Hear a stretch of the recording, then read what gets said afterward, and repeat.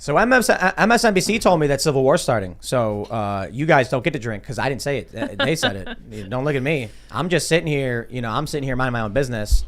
And then Joe Biden comes out with red lights and the Marines yelling about how half the country is all evil and everything. And then MSNBC, they said the Civil War is now. Literally. Tiffany Cross said it feels like Civil War is here and previously said Civil War is here. And so if that's true, MSNBC, and Joe Biden did come out and say the things that he said, that is that a declaration of war? There's tons of prominent Democrat personalities likening this to 1860 and 1940, saying that this is a presidential wartime speech. That's what they think.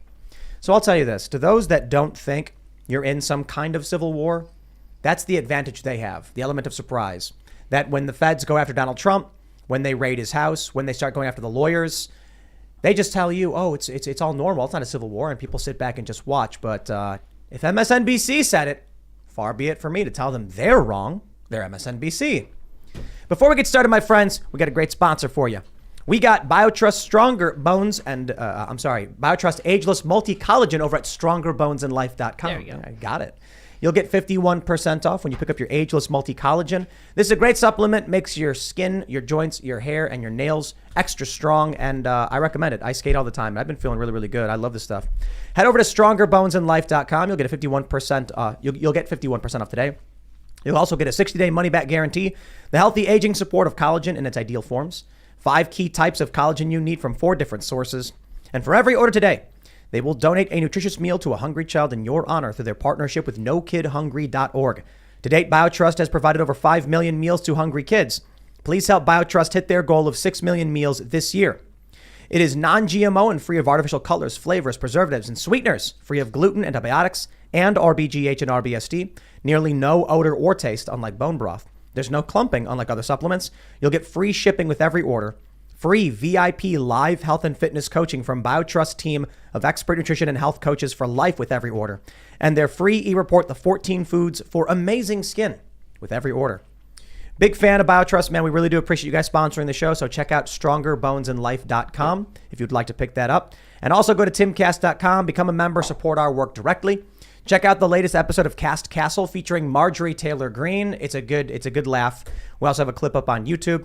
The next week's episode is going to be funny and spicy.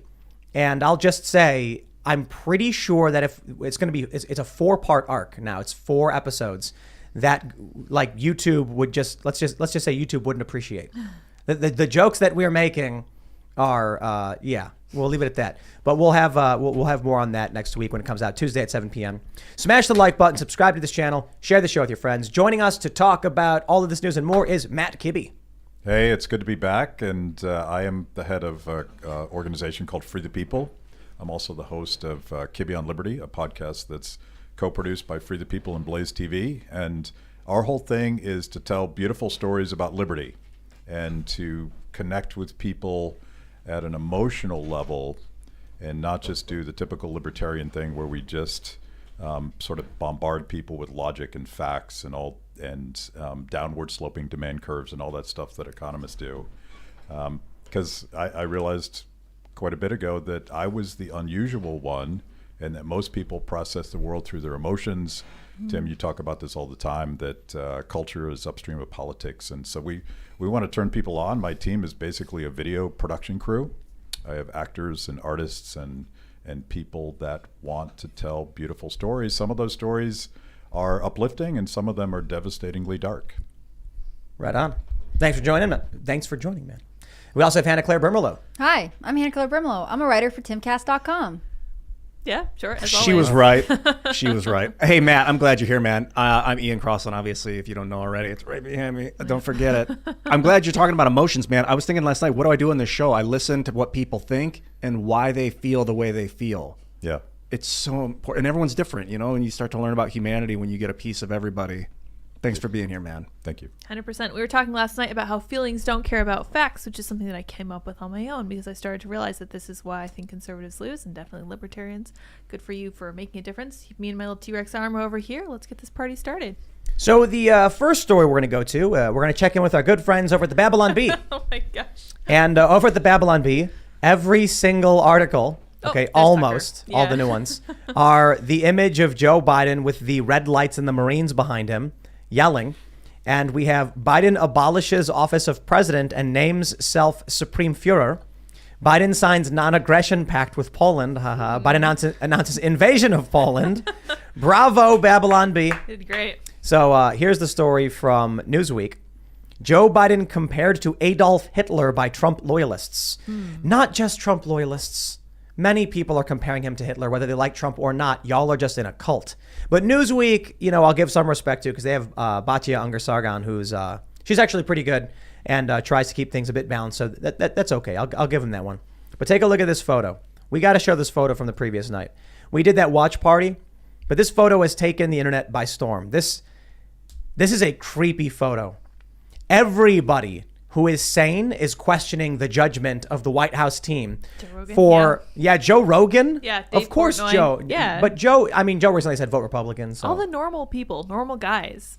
Even Sam Harris said the optics were bad on this one. Interesting. Yes, but Sam Harris. And we'll then he get said, into. but something yeah, about my hatred of okay, Trump. right. And I was like, well, Sam Harris has gone insane. Bye, He's Sam. I tweeted like, you need an intervention, bro. But we'll get into that. I want to say we'll talk about Sam Harris after the trigonometry fiasco. I mean, this is a prominent, but he is a perfect example of what's happening now. So if we point out here, Marjorie Taylor Greene, look at this. She tweeted, "What we all saw tonight from Biden.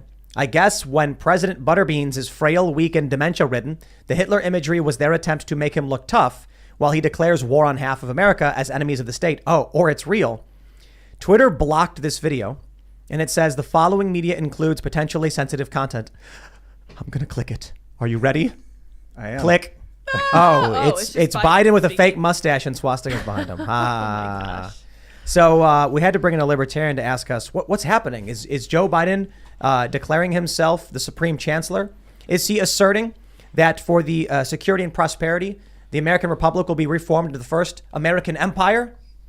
So I didn't think of Hitler. I thought of Daenerys Targaryen in that last. I think it's the last episode where Yeah. she goes.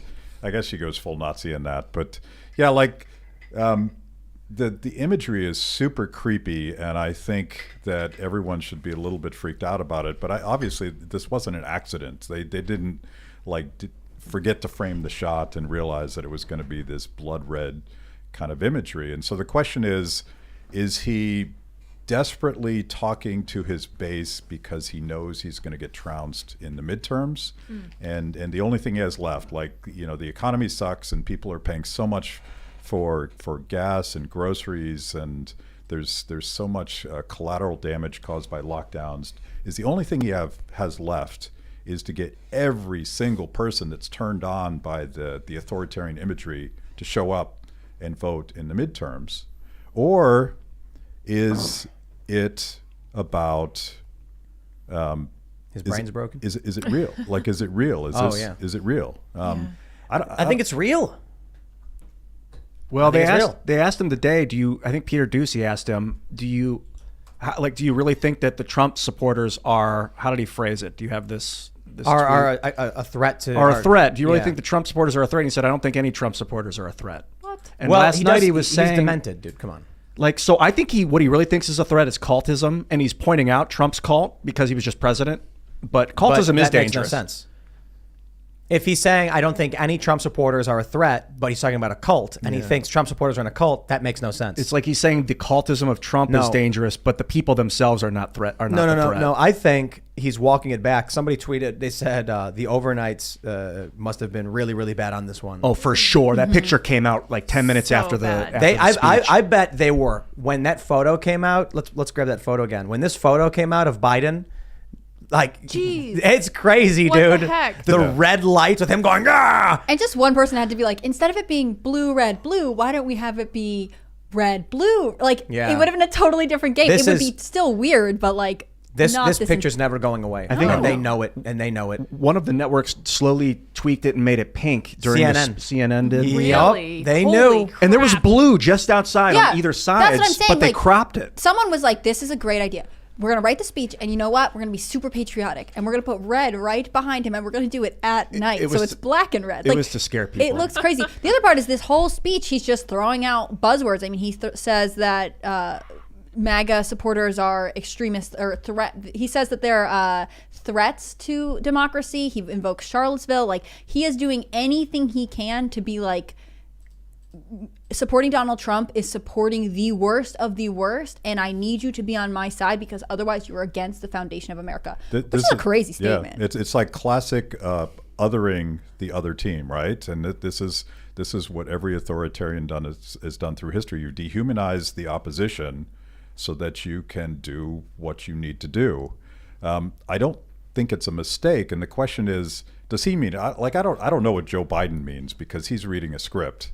I don't think he knows. But his team wrote that with very much a purpose of minimizing the humanity of half of America. Right. And that's what's so creepy about He it. even has that line where he says like, not every Republican is like that. It's just that their party is dominated. And it's like an invite to be like Adam Kinzinger. Like, you either need to align with the Democratic Party, even if you keep the name Republican. It'll throw you out. Yeah. I was talking to a friend about what we learned of our true friends when the cult started forming. And I was saying that we've known people our whole lives. And all of a sudden, these people don't want to be friends anymore, or they're not answering texts, or they're walking away. I mean, Larry Elder told us stories like this. And what you realize then is these people will say or do anything to appear cool or to be socially accepted. But in reality, they're all just terrified. And they're just saying, whoever I fear the most, I will pretend to be like. So sure enough, as soon as Biden loses, and he will, because this stuff never wins. It never does.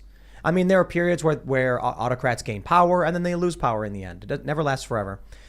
All of these people who defend this, lie for it, they'll come out and be like, well, I was always against it. Mm-hmm. They'll be the and then what you need to realize is right now we're kind of lucky in that you can see who is actually a thinking person. You can see who is actually your real friend because you can ask them a simple question and see if their brain can process it. So there are a lot of people I know that I'm like, I wouldn't have known that they were a duplicitous scumbag until now. So I'd like to thank the cult for exposing all of these people. So Fauci came out recently and said I was always against lockdowns. Mm-hmm. The Biden administration announced a couple days ago that they were the ones that got children back into schools. Clearly, the policies of this administration and I would even broaden it, the policies of lockdowns and dehumanizing people and telling people they can't speak, telling people they can't leave their house, telling people that they can't go to their job and feed their families. This is all coming to a head, and which goes back to my theory that the only thing that the Democrats have is this otherizing and demonizing and getting every single hardcore Democrat, the 34% or whatever it is, to show up in the midterms, because midterms are low turnout elections. Mm-hmm. Clearly, the people that have been damaged are going to show up, and they're not showing up for Biden. They're showing up for something else, and that's the catastrophic future that they're facing. They knew this in 2020, and they feel the same way now. Biden does not rally anyone. What gets people to vote is the hatred of Donald Trump. Yep. So they've been planning this for some time. We saw them propping up MAGA Republicans. They were trying to get MAGA Republicans to win. Yeah. Because they knew this was the trajectory. Now that the primaries are coming to an end, the goal, demonize MAGA, hit them all at once. That's the plan.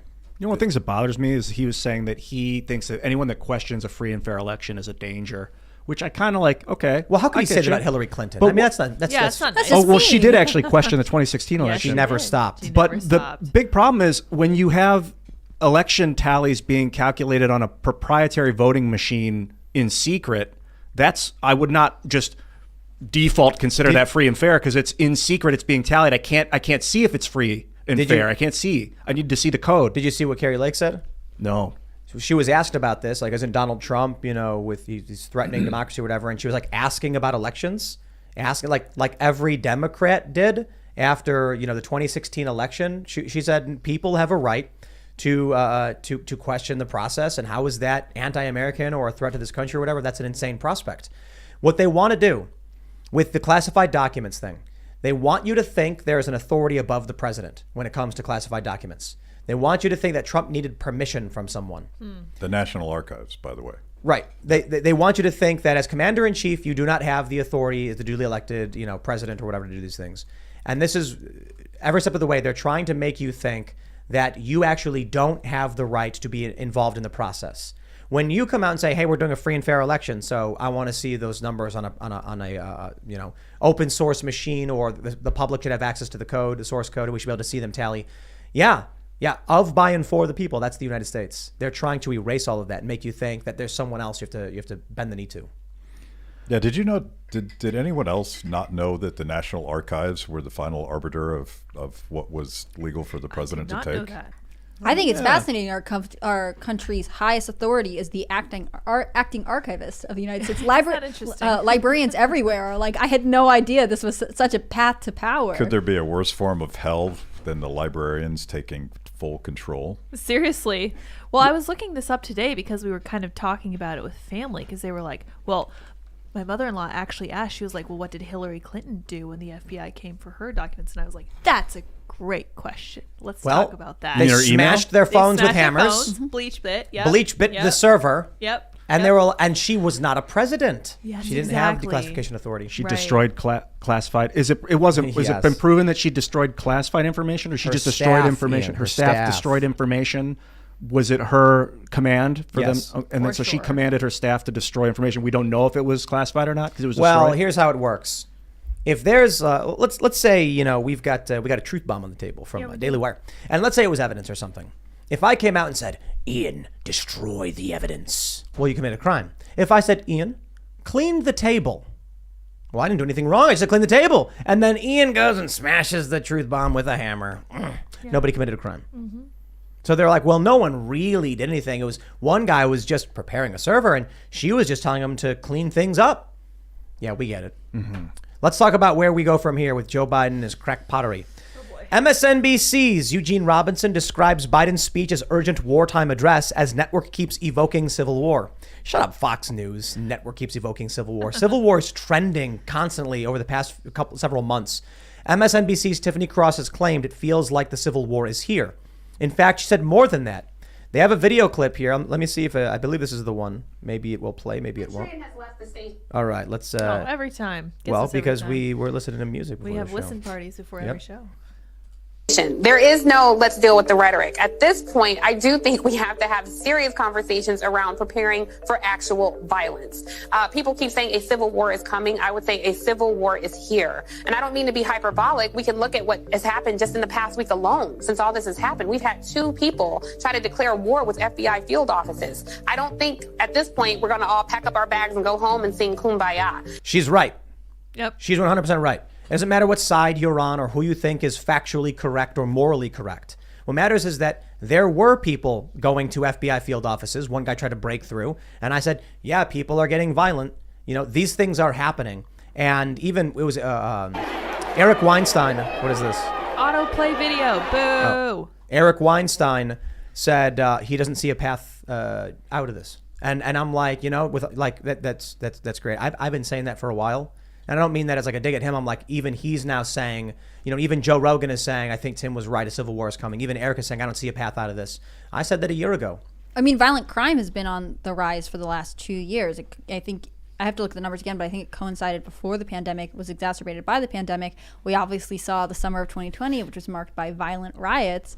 It's hard to say whether the Civil War is coming or we've been slowly drifting into it for some time. I think people expect there to be like a referee whistle and for it to be like, and we've begun. And that's never in history ever been the case. Even Fort Sumter, they didn't know if that was the start of a civil war or not. They were shooting at each other like, well, this could be nothing. We don't know. And people can't see the forest for the trees. Yeah. I'm looking at this quote from Joe Biden last night. We can't allow violence to be normalized in this country, but violence has been increasingly normalized in this country for so long. I mean, By him. Yeah, and how many times do we have to see like random person stabs elderly woman on the streets of New York before we see that violence is happening on so many levels of our society in a way that we're not used to? Can we get a Joe Biden clip where he's standing in front of the red, shaking his fists, and then we just have like one of these lefties going, "Are we the baddies?" Yes, Yeah. you are. It's you cheering on law enforcement and governmental expansion and violence against regular people. I want to give a shout out to these left commentators, the social commentators, who are cheering on Joe Biden right now, who cheer on Antifa. Because when Antifa went and smashed the windows of the working class throughout a bunch of cities in this country, they cheered for that. That makes you the bad guys. Like, if you want to talk about evoking history or invoking history, then Kristallnacht, sure. You are the guys who went around smashing up everyone's windows. And guess what? You did it in black neighborhoods. There's viral videos of people in black neighborhoods begging Antifa to stop destroying their homes. But whatever, you didn't care, did you? So you know what? When these people tweet, like Ben Shapiro tweeted, Biden's gone crazy, and then I see Hassan and Vosh, and they're like seethe and laughing about it. It's like, yes, you guys, they're evil. They don't care that Antifa went and destroyed the lives of working class people. They're in favor of the elites and the system. I mean, Hassan bought himself a multi-million-dollar house while claiming to be a socialist. Bravo, good sir. That's the grift. That's the racket. You've done it very well. So when the lockdown started, I want to give some context to this. When the lockdown started, the first thing that my wife and I did was go to Home Depot and buy plywood to board up the front windows on our Capitol Hill home, because I had no idea what was going to happen. But my theory was that if you lock people up and you tell them that they can't go to work and you tell them dictating every aspect of their life, things are going to get violent. And that's precisely what happened. Maybe it was orchestrated, but I think another theory about what Biden is trying to accomplish, and I think this MSNBC clip proves that, is that they want someone to take the bait. They want to be able to point to some MAGA guy that goes too far and gets violent so that their narrative completes, right? Yes. See, I told you they were going to get violent. So another way to think about that speech is, let's goad them into doing something stupid. Yes. And then that's our narrative for the election. Yes. I like that theory because it seems like social chaos is brewing as a result of the lockdowns. Since September 11th, 2001, people have been out of their mind pointing the finger at who's at fault. But it seems like an emergent phenomenon that it is a violence of desperation, and that to acknowledge that would be like, well, we've been riding off the back of the Federal Reserve for 120 years. This is what happens when you defer your monetary responsibility and let people print your economy into oblivion. Yeah, well, just think about all these things, what they've done to children, and all of the developmental damage by not being able to go to school or masking, all of the people that died because they weren't allowed to go to the hospital, and maybe they died of cardiovascular disease, maybe they died of cancer, maybe they couldn't say goodbye to their parents who were dying. The list goes on and on, these inhuman indignities that have been imposed. And fair or not, and I think it's fair, the Biden administration, the Democrats, MSNBC, the lockdowners own this problem. So they have to come up with something else, because they're not going to win on the health of the economy. They're not going to win on, even though they say so, they're not going to win because they opened the schools, because that's a lie. So what are they going to do? They're desperate, and they're trying to stoke civil war. It's disgusting. I think Civil War's been here for a while. And I think what we're seeing of them has been an increasing desperation because they've been losing. Over the past several years, there's been since Trump won. No, before that, I think it was even since Obama was president, because it's a global civil catastrophe. We're in like a global civil uprising where a new government's attempting to form a one new world order, they're calling it. Yeah. And Obama signing the Trans-Pacific Partnership, like getting on board with selling out to the Malaysian oil companies, was part of it. It's like creating this corporatocracy, but Trump was very against that, and so was Bernie Sanders, which is kind of why he got snowballed by the Clinton campaign. They were not really into like, yo, let's sell out the people to the corporations and acquiesce to the metaverse, mutation. But that was like slowing it down. And I don't know if Biden's like in on it, or if he just is being pushed along with it. Bidenism. He's part of the regime. He's a part of the machine. Someone's writing his talking points for him. I want to white pill you guys just for a second here. Yes, do it. Think about the trajectory. You mentioned the Tea Party, but you could go back to Ron Paul. You could probably even go back to Howard Dean, and you could certainly fast forward and look at Bernie and Trump as outsiders breaking the two-party duopoly and doing something that the establishment didn't want. And every step along the way, they've tried to whack it down. It's like whack-a-mole. Oh, people are finally speaking for themselves. It turns out that not every Democrat wants Hillary Clinton. It turns out that not every Republican wants Mitt Romney. And there's this uprising going on, fueled by technology. This is the upside of technology. It is democratization at its best. And it turns out that people have a voice, and they have power, and they have control. And this is this existential fight that we have between the machine that wants to crush us and people that want to be free. And I think we're in the middle of something. Maybe it's a civil war. Maybe we're figuring out how different other Americans are across the country in a way that we couldn't have possibly known before technology. But maybe we're also trying to figure out how to beat the man and reorganize things in a more decentralized way. I think one of the things we're seeing, I mentioned those people that would just say or do anything to fit in or be cool. They've become stuck where they are. And so they're all, it's a Mexican standoff. They're all looking at each other saying, what should I say and what should I do? And there's no real leader anymore. It used to be that with a centralized media apparatus, you could say, blue is the new green. And then all the people go, yeah, yes, blue, blue. Now that leader is gone. Now it's all of just them. And one guy goes, green, green. No, wait, blue, I don't know. Canceled. They're attacking each other. And so they're stuck and there's no way to lead them out of it. An example is, I've been watching She-Hulk. Have you guys watched that great piece of American media? I saw the Clips. first episode. Saw some twerking. Oh, I liked the first episode. I liked the first episode. The second episode was okay. The third episode was just one of the worst pieces of film trash I've ever watched. Damn, 'cause she's a good actor too. It's really bad. It's just like they're ruining characters. But anyway, I digress. It's getting bad reviews. It's got like a 2.2 or something like that in out of 5.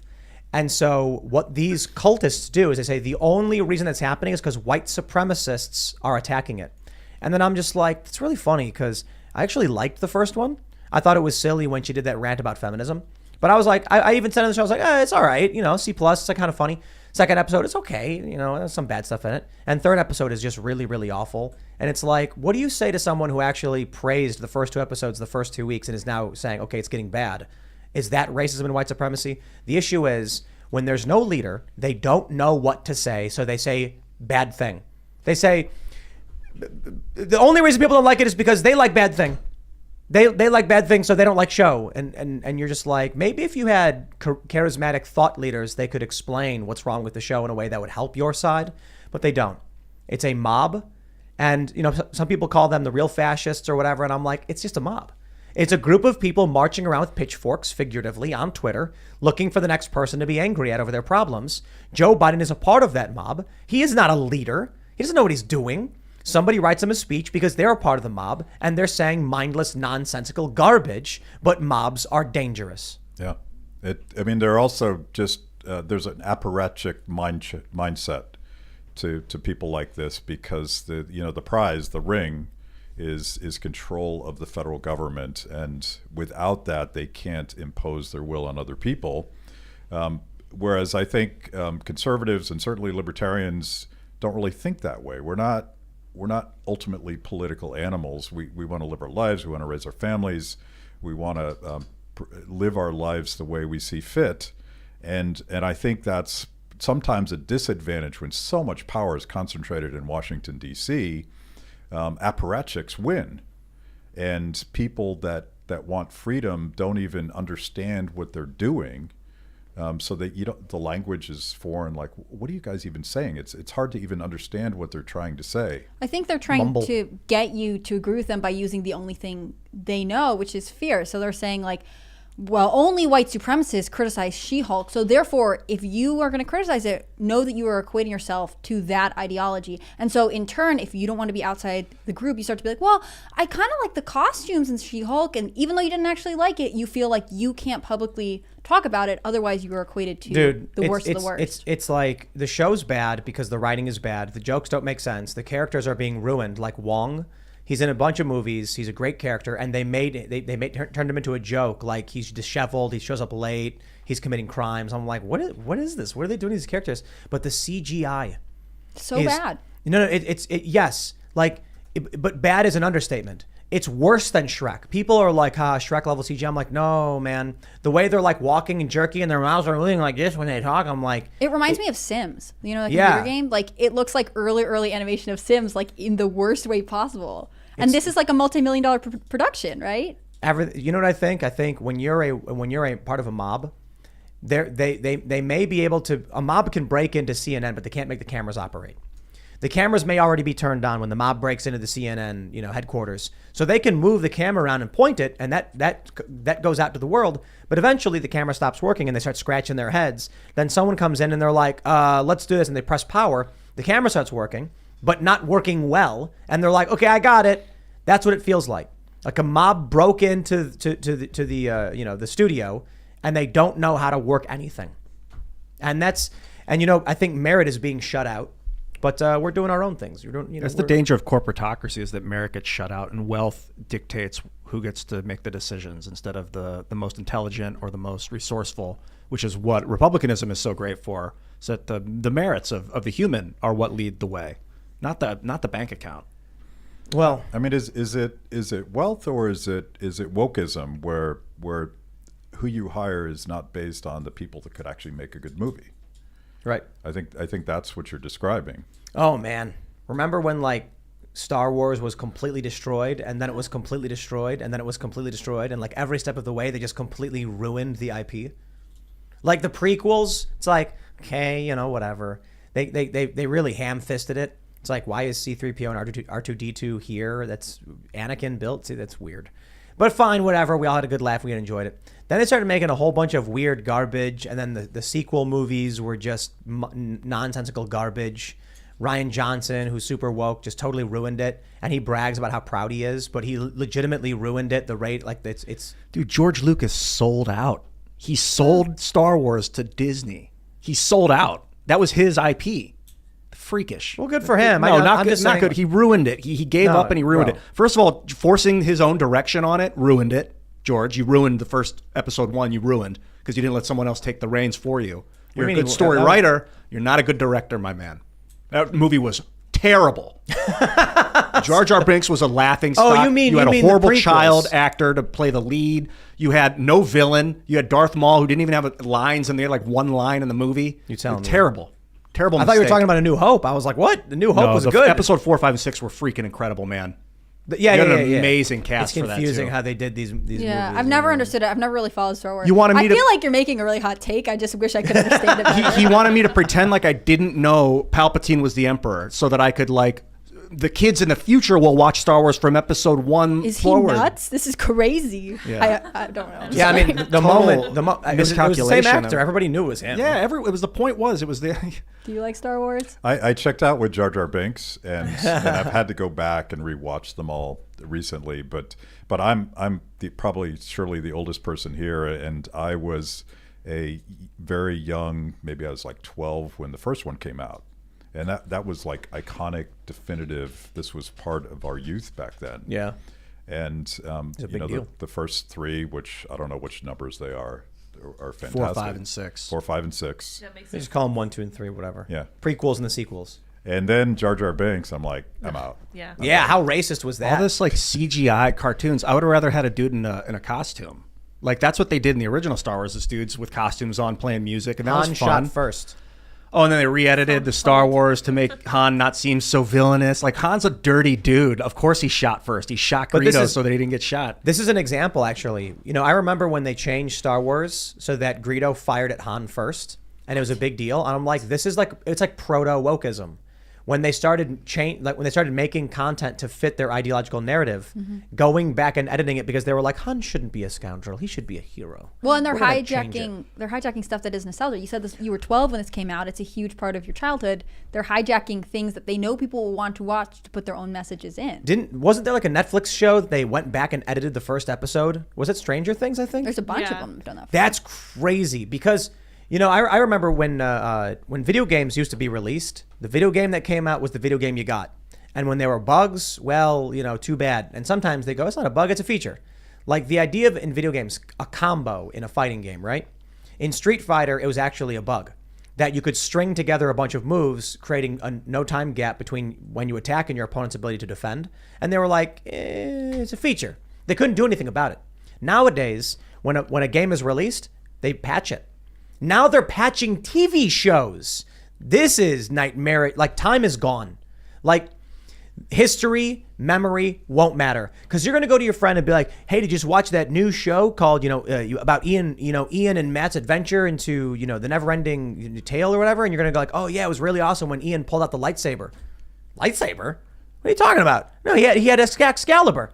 What? No, he draws a lightsaber. Dude, I just watched it. Bro, I watched it when it came out. That's what they're doing. They're working on augmented reality where depending on who you are, you're going to see a different image on the screen. So like for kids, when they watch it, they'll see Coca-Cola, but when an adult watches it, they'll see beer, Bud Light. I was just watching a video on this. It's crazy. Or when the adult's watching it, they'll see, a big apple being like, make sure you eat healthy, kids.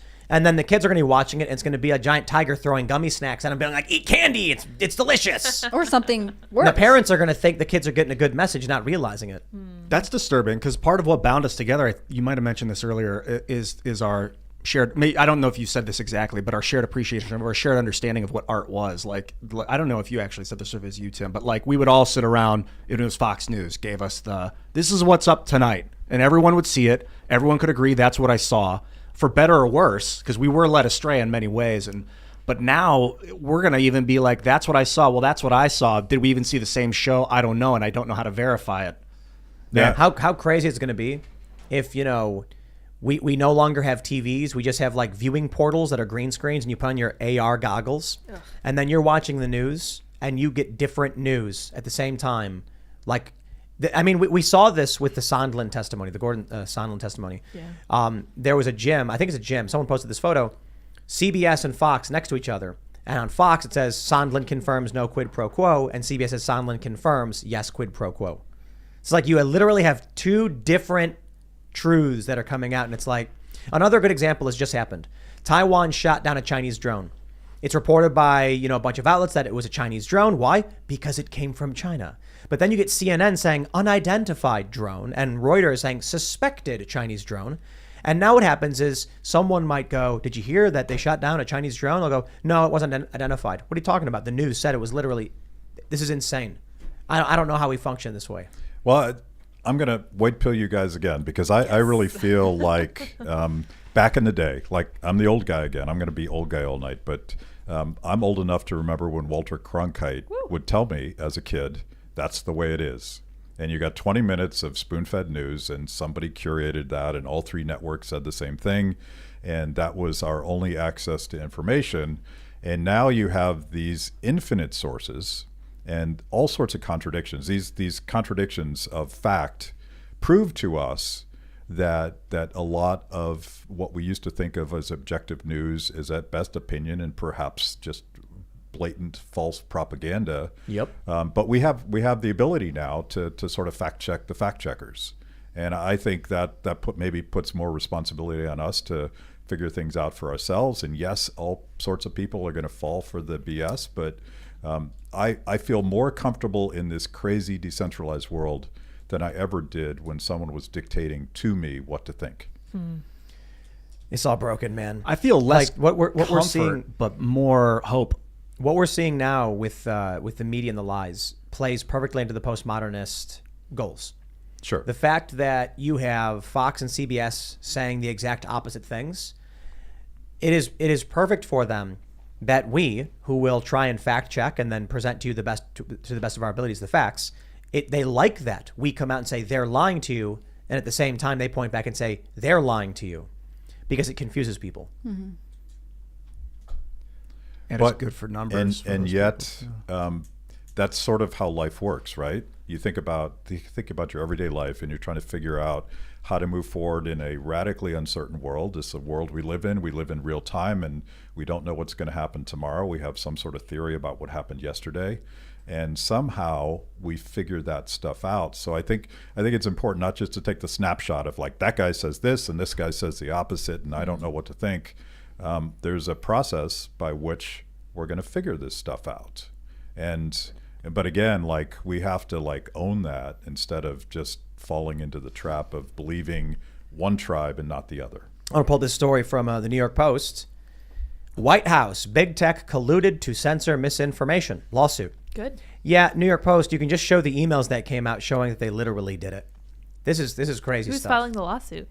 A bunch of people. I think it's Gateway Pundits involved. The state of Missouri is involved. I think that's the lawsuit where this is coming from. This I just had Jen and Eunice on my show, and it hasn't even come out yet. But I'm going to look up her association, because she is co-plaintiff with 2 attorneys generals on this. Cool. And this discovery is more like, we knew this was happening because the White House was actually saying it from the podium, and right. Biden was saying Facebook is literally killing people. So this is not actually news, except they now have documentation that there was a ongoing coordination process where the government was dictating to tech companies what they were allowed to say and what they were demanded to take off. And it's now time to sue Facebook into oblivion.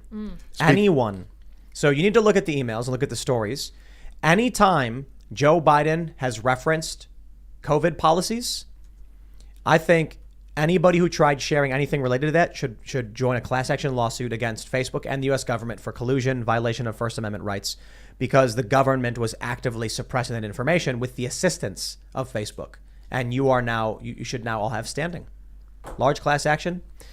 That would be fantastic. I'd be involved in that. I remember posting in 2020 about some COVID stuff, about some documents, and after that, totally blackballed, like blacklisted. Yeah, and there no notice that it happened. I just started getting 3 likes per post after that, and now I'm sure my page is in some kind of YouTube blacklist. took down like 500,000, probably more than that, videos that had to do with COVID stuff, and then changed their policy and didn't put the videos back up. Like, there is an obvious censorship element to this that they are not willing to answer for. Okay, so I just want to fill in the blank there. The Jen and Eunice, who's with the New Civil Liberties Alliance, and they are representing Jay Bhattacharya, one of the signers of the Great Barrington Declaration, Martin Kulldorff, a couple other guys, and they have joined the Louisiana, Missouri Attorneys General on this. And I think it goes to the Supreme Court. Louisiana? Yeah. Oh, wow. I thought it was Missouri. Is it Missouri? 2. Missouri and Louisiana. Yeah. Wow. Yep. And this is going to be big. I think it's a big deal. And God help us, we need to save the First Amendment. I still think that matters. I agree. Is that crazy? Am I don't know. No, we need to evolve the First Amendment because we're creating a global government right now. And I think free software code is the future of free speech. If you can see what the code is doing, then that's like your sense of personal freedom in the environment. If you go into the metaverse and you can't see what the code is doing around you, it could be telling you lies and you wouldn't know it. Well, so could a human.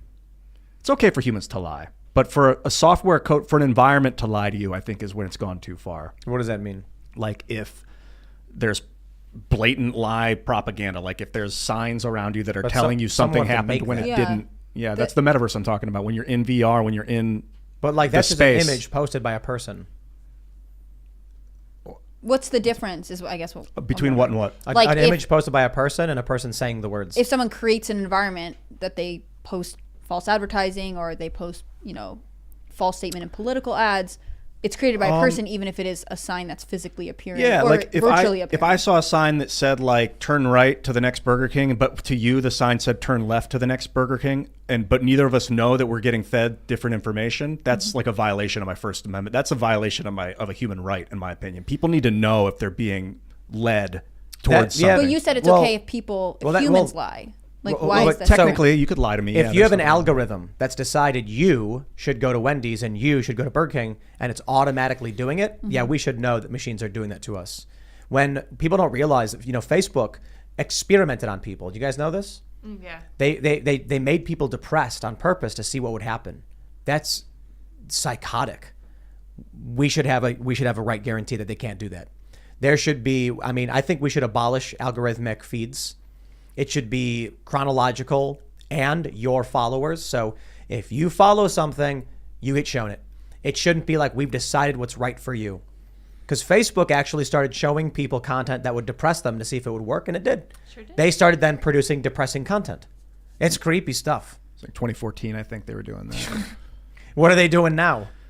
Oh yeah, exactly. Mark Zuckerberg I think he's big time into psychology. That's a big part of what this is for him, is a psychology experiment. I mean, he said that pretty openly, that he loves experimenting on the human psychology. I don't want to put words in your mouth, Mark, but you've alluded to that fact. I think he was in college for psychology at the time that he was building Facebook. Yeah, I agree, man. It's a new world, and we gotta take it by the horns. If we don't, it's gonna gore us. Do you guys think that technology, this kind of social media technology that is doing all this stuff, is this generally been a good thing, or is this what's creating all of this chaos? It's the chaos. It's neutral, but people are using it to create massive chaos. I think under the guise of American law, like property, IP law. You can't just own a world, you know? Technology is neutral, but it's basically like, crystal meth. If you just start mass producing it and giving it out to people, and it's like, imagine if companies came out, they started giving out free crystal meth to everybody. In order to have a job, you had to have it. It's like you're going to come and work, but you're on meth, right? And that would be insane. We can see the problem with that drug addiction. But what social media is exactly that. So when you have a group of people that don't really have the cognitive faculties to lead, and I'm not trying to be disrespectful to everybody, but some people are really dumb, and some people you can be disrespectful to if they know they're manipulating. But you have people who are just blindly marching in lockstep with this gutter garbage algorithmically fed nonsense. You have to have it. They're creating a world of chaos and nonsense, and that's what the modern left is. I don't view it as a political movement, sort of. I've talked about this. It's a chaotic, destructive force. It's like a fire. That's all it is. It's like fire. You have the left and the right, the traditional left and right in this country. And that's why, as I mentioned the other day, if I sat down with Ben Shapiro, we're going to disagree on your traditional left and right disagreements. And then we're going to shake hands and be like, America's great. But then you have this left, this quote unquote left, which is just a fire that burns. There's no reasoning with it. You could go up to it and you can say, here's a video of Joe Biden admitting to a quid pro quo, and they'll smack it out of your hand and be like, fascist, fascist, fascist, and just start screaming because it's fire. There's no rhyme or reason.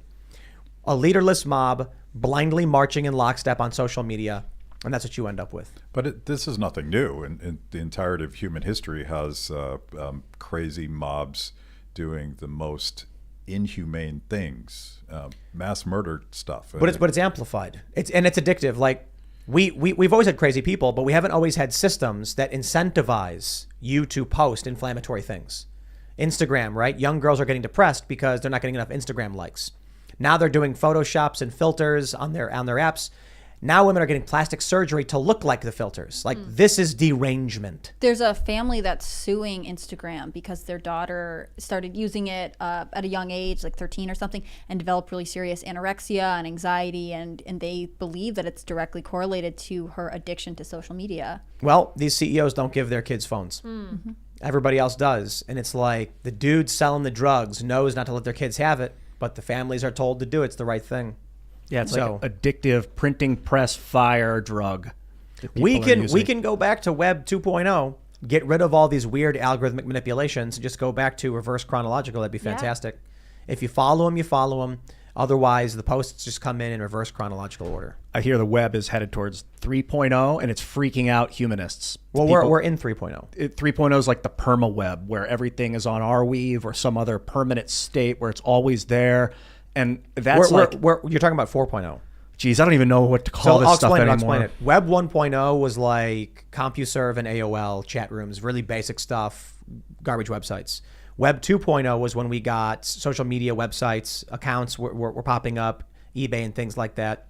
You could then do transactions online through websites. And then Web 3.0 was the app network. Now you're online through an app that you can't navigate away from except the app itself. And then the app can shut you off. Things like that. That's why they're afraid of Web 3. So when it first started, you had crazy websites and IPs, and you'd see like, a GIF of Macho Man doing the peanut butter jelly dance or whatever, and hamster dance and things like that.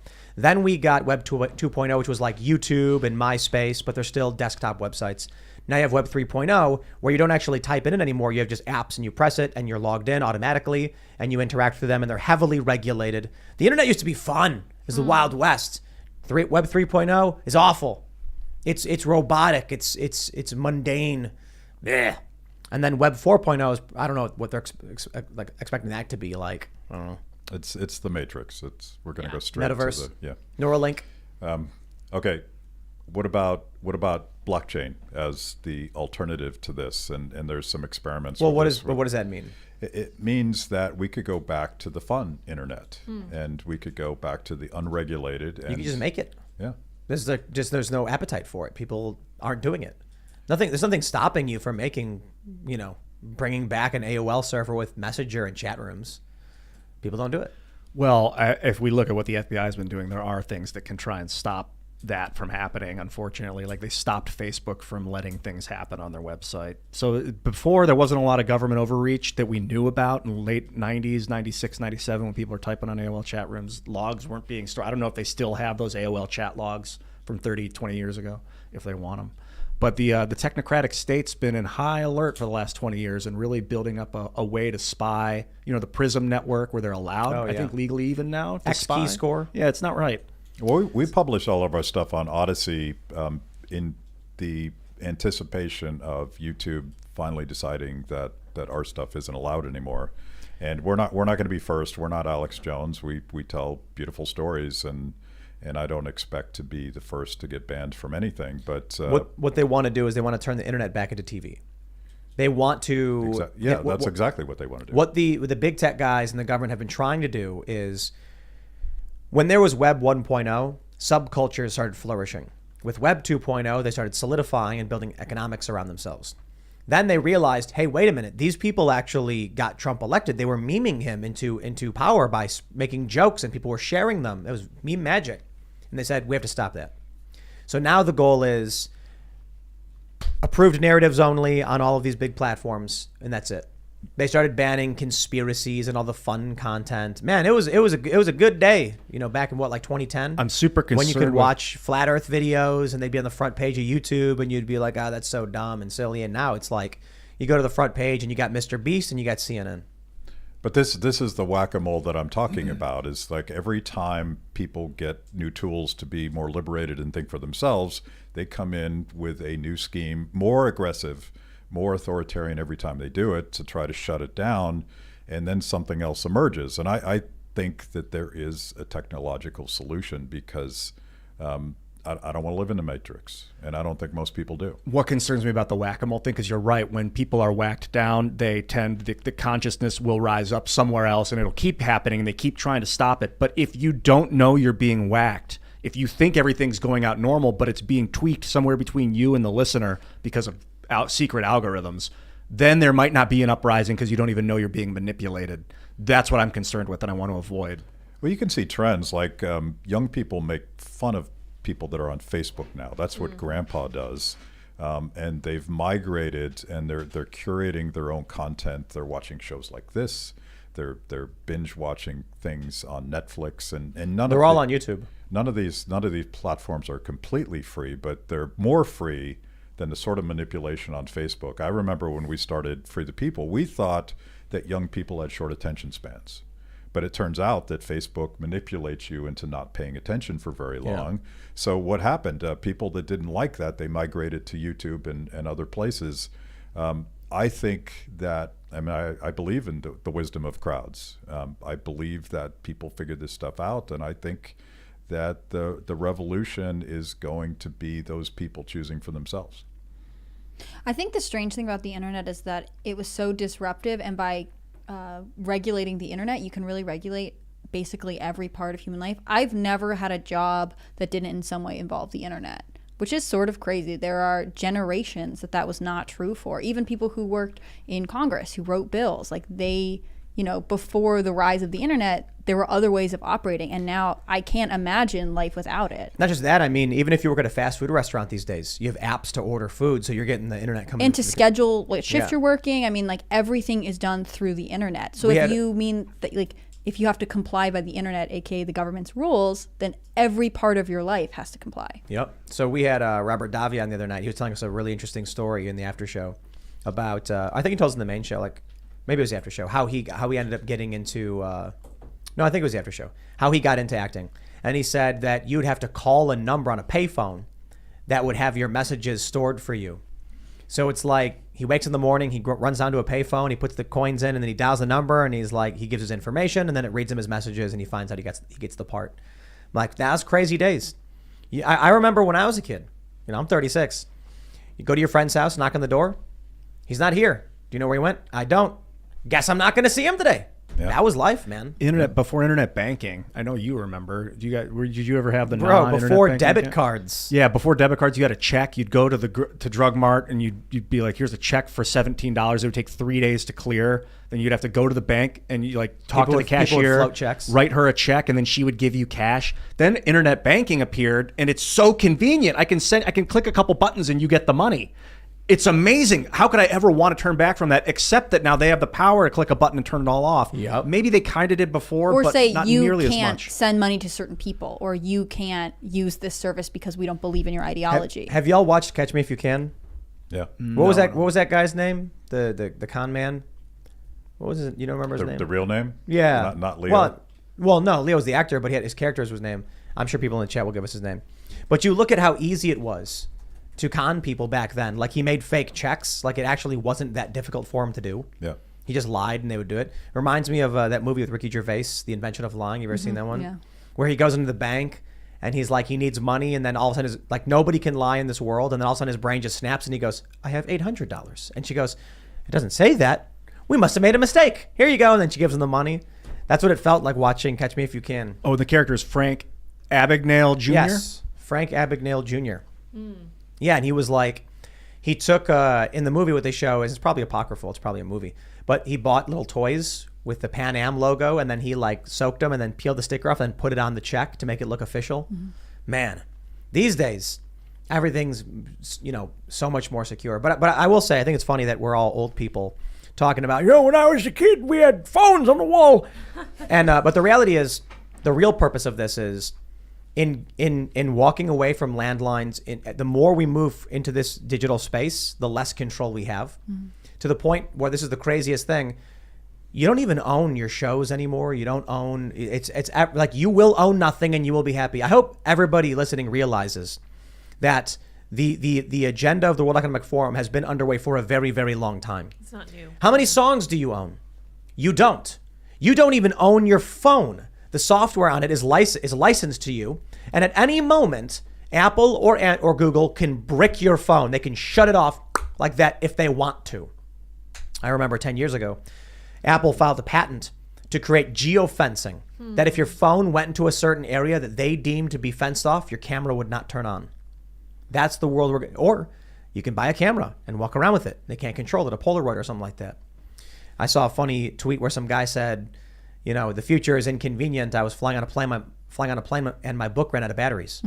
It's like, yeah, that's the future, for convenience, and we end up losing control. One of those jarring things is when I used to have all these CDs. I have 500, 400 CDs or something. I'd move around from place to place every year and carry this big giant Tupperware tub of CDs, and then all of a sudden it was digitized and people didn't own their music anymore. And I'm like, I still haven't done it. I won't do it. I still have my CDs. They're at my parents' house right now.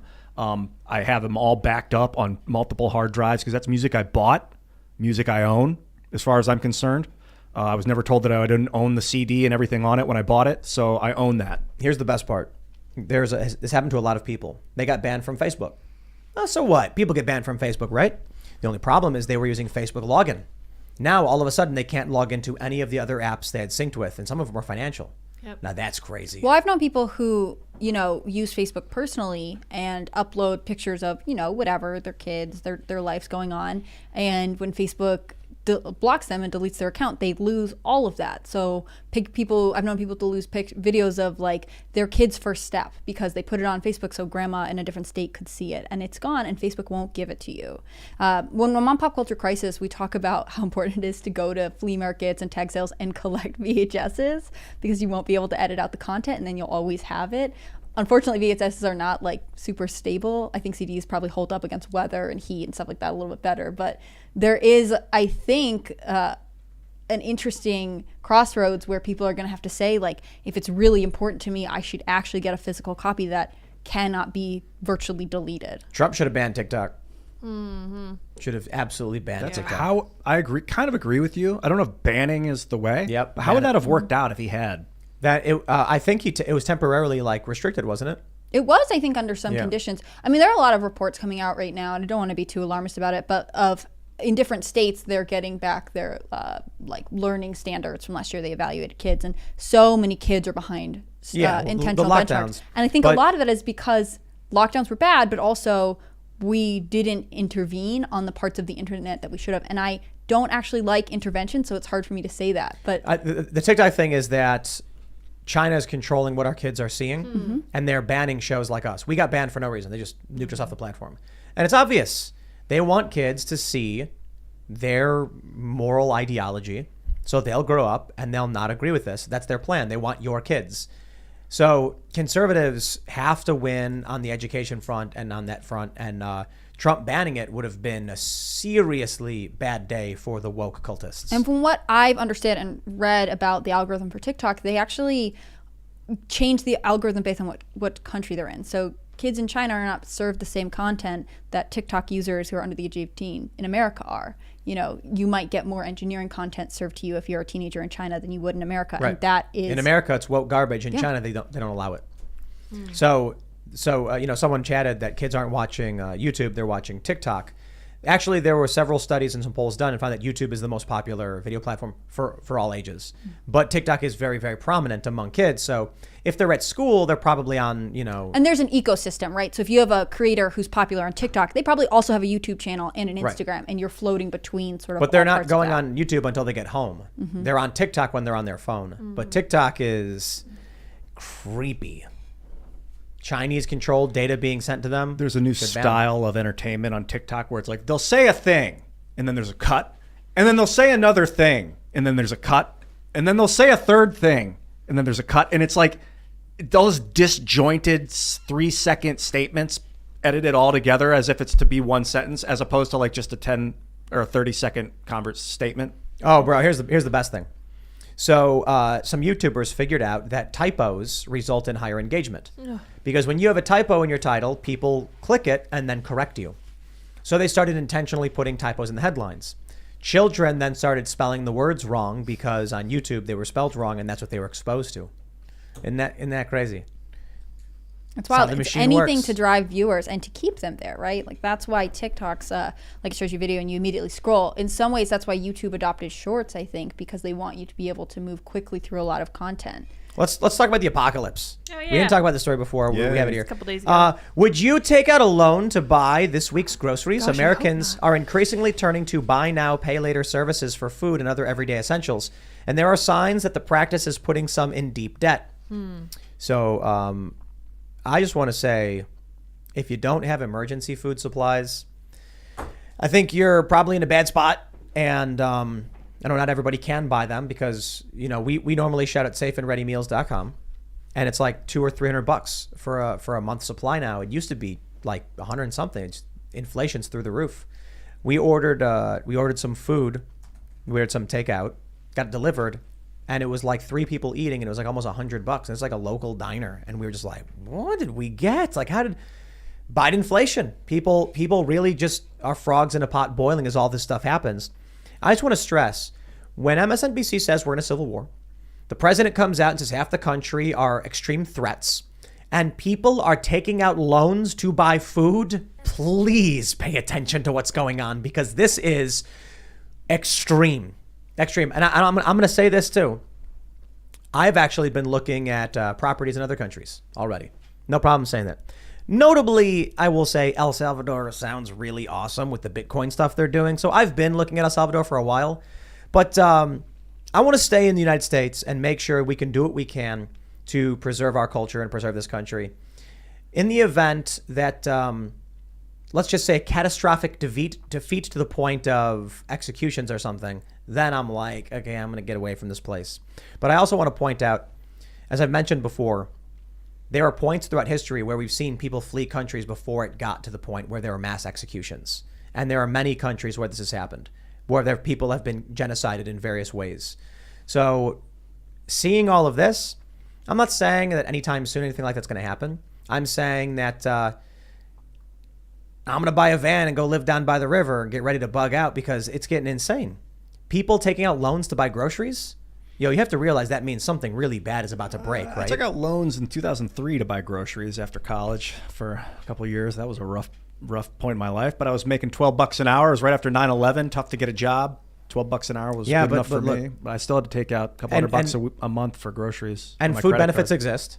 But this is Americans are increasingly turning into taking out loans to buy groceries. Did you guys see the Chengdu riots? I don't know if you call them riots, but the lockdown. They're locking down 20 million people in Chengdu, and people China. are just storming in and grabbing whatever they can chaos. to eat. There's videos of it. People are like grabbing groceries and pouring giant amounts of rice. This is a big issue in China with these lockdowns, and when you run out of food in China, particularly if you're of a certain age, you remember Mao's great experiment in socialism, the Great Leap Forward, when millions of people starved to death.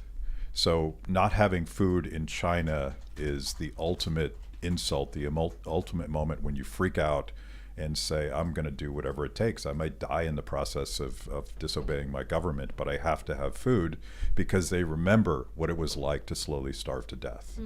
But on the inflation thing, like this is unfortunately a very predictable result of spending 6, 7, 8 trillion. I can't keep track anymore how much money we spent that we didn't have. Well, not just that, the money supply was expanded by what, 16 trillion? Yeah, it's all financed. They basically printed the money, and they have very more exotic ways than actually running a printing press. But this is all fake money, and it's the ultimate transfer from working people that have money in their wallets, money in their savings accounts, people that have to buy groceries. They pay, while rich people, the connected, the political insiders, and not just politicians, but when you print all this money, there's injection points in the economy, and who are those? The banksters. Yep. So that you have this huge wealth transfer from the poor to the rich, and this is part of Bidenomics. And one of the reasons why he did that speech, out of desperation, is that people are taking out loans to buy their groceries. Can we just? I love pulling up the M1 money stock here. Can I just show you guys something isn't right?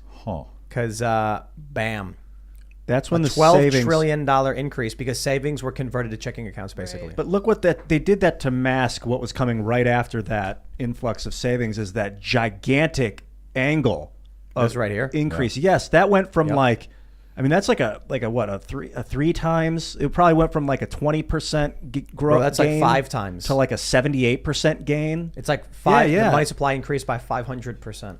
This is what Thomas Massey called the cheese in the trap, when they started giving out those relatively modest checks. Like every time we passed another $1 trillion bill, just a small fraction of it actually went to people.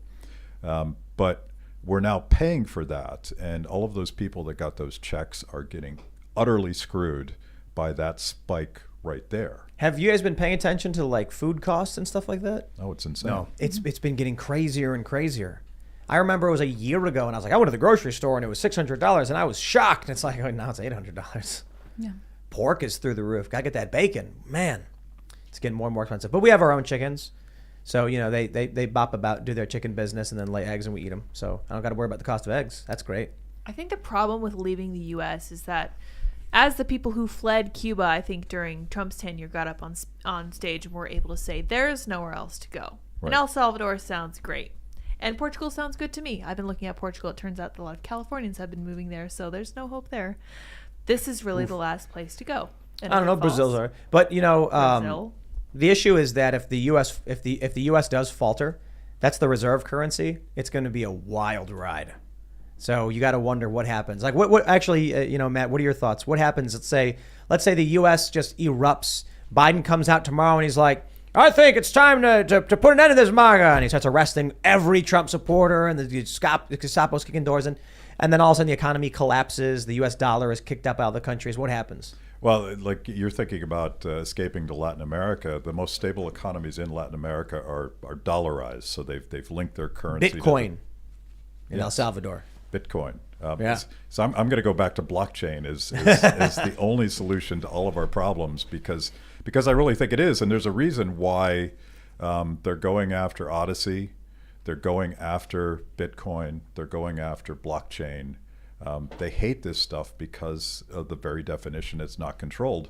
The alternative to this economic collapse is going to be this technology that makes us independent of government. It's easier said than done. But what happens if the dollar is no longer the reserve currency? Like say tomorrow, they're just like, dollar's done. People that hold dollars are screwed. So these Central and South American countries that are dollarized are all just belly up? Yeah, well, they eventually will do what they did in Venezuela, where the currency is completely worthless, and every couple of weeks they pass a massive increase in the minimum wage, but it doesn't mean anything because their money's not worth anything. Hyperinflation is the logical result of this kind of stuff. The reason it hasn't happened in the United States is that we are tremendously wealthy. And we have things that no Latin American country has in terms of physical assets and wealth and the resilience of our infrastructure. I'm actually surprised that we haven't gotten that point already. And you realize that for all of the darkness and the things that the government has tried to do to stop the economy, there's a lot of entrepreneurship in our country. There's a lot of innovation.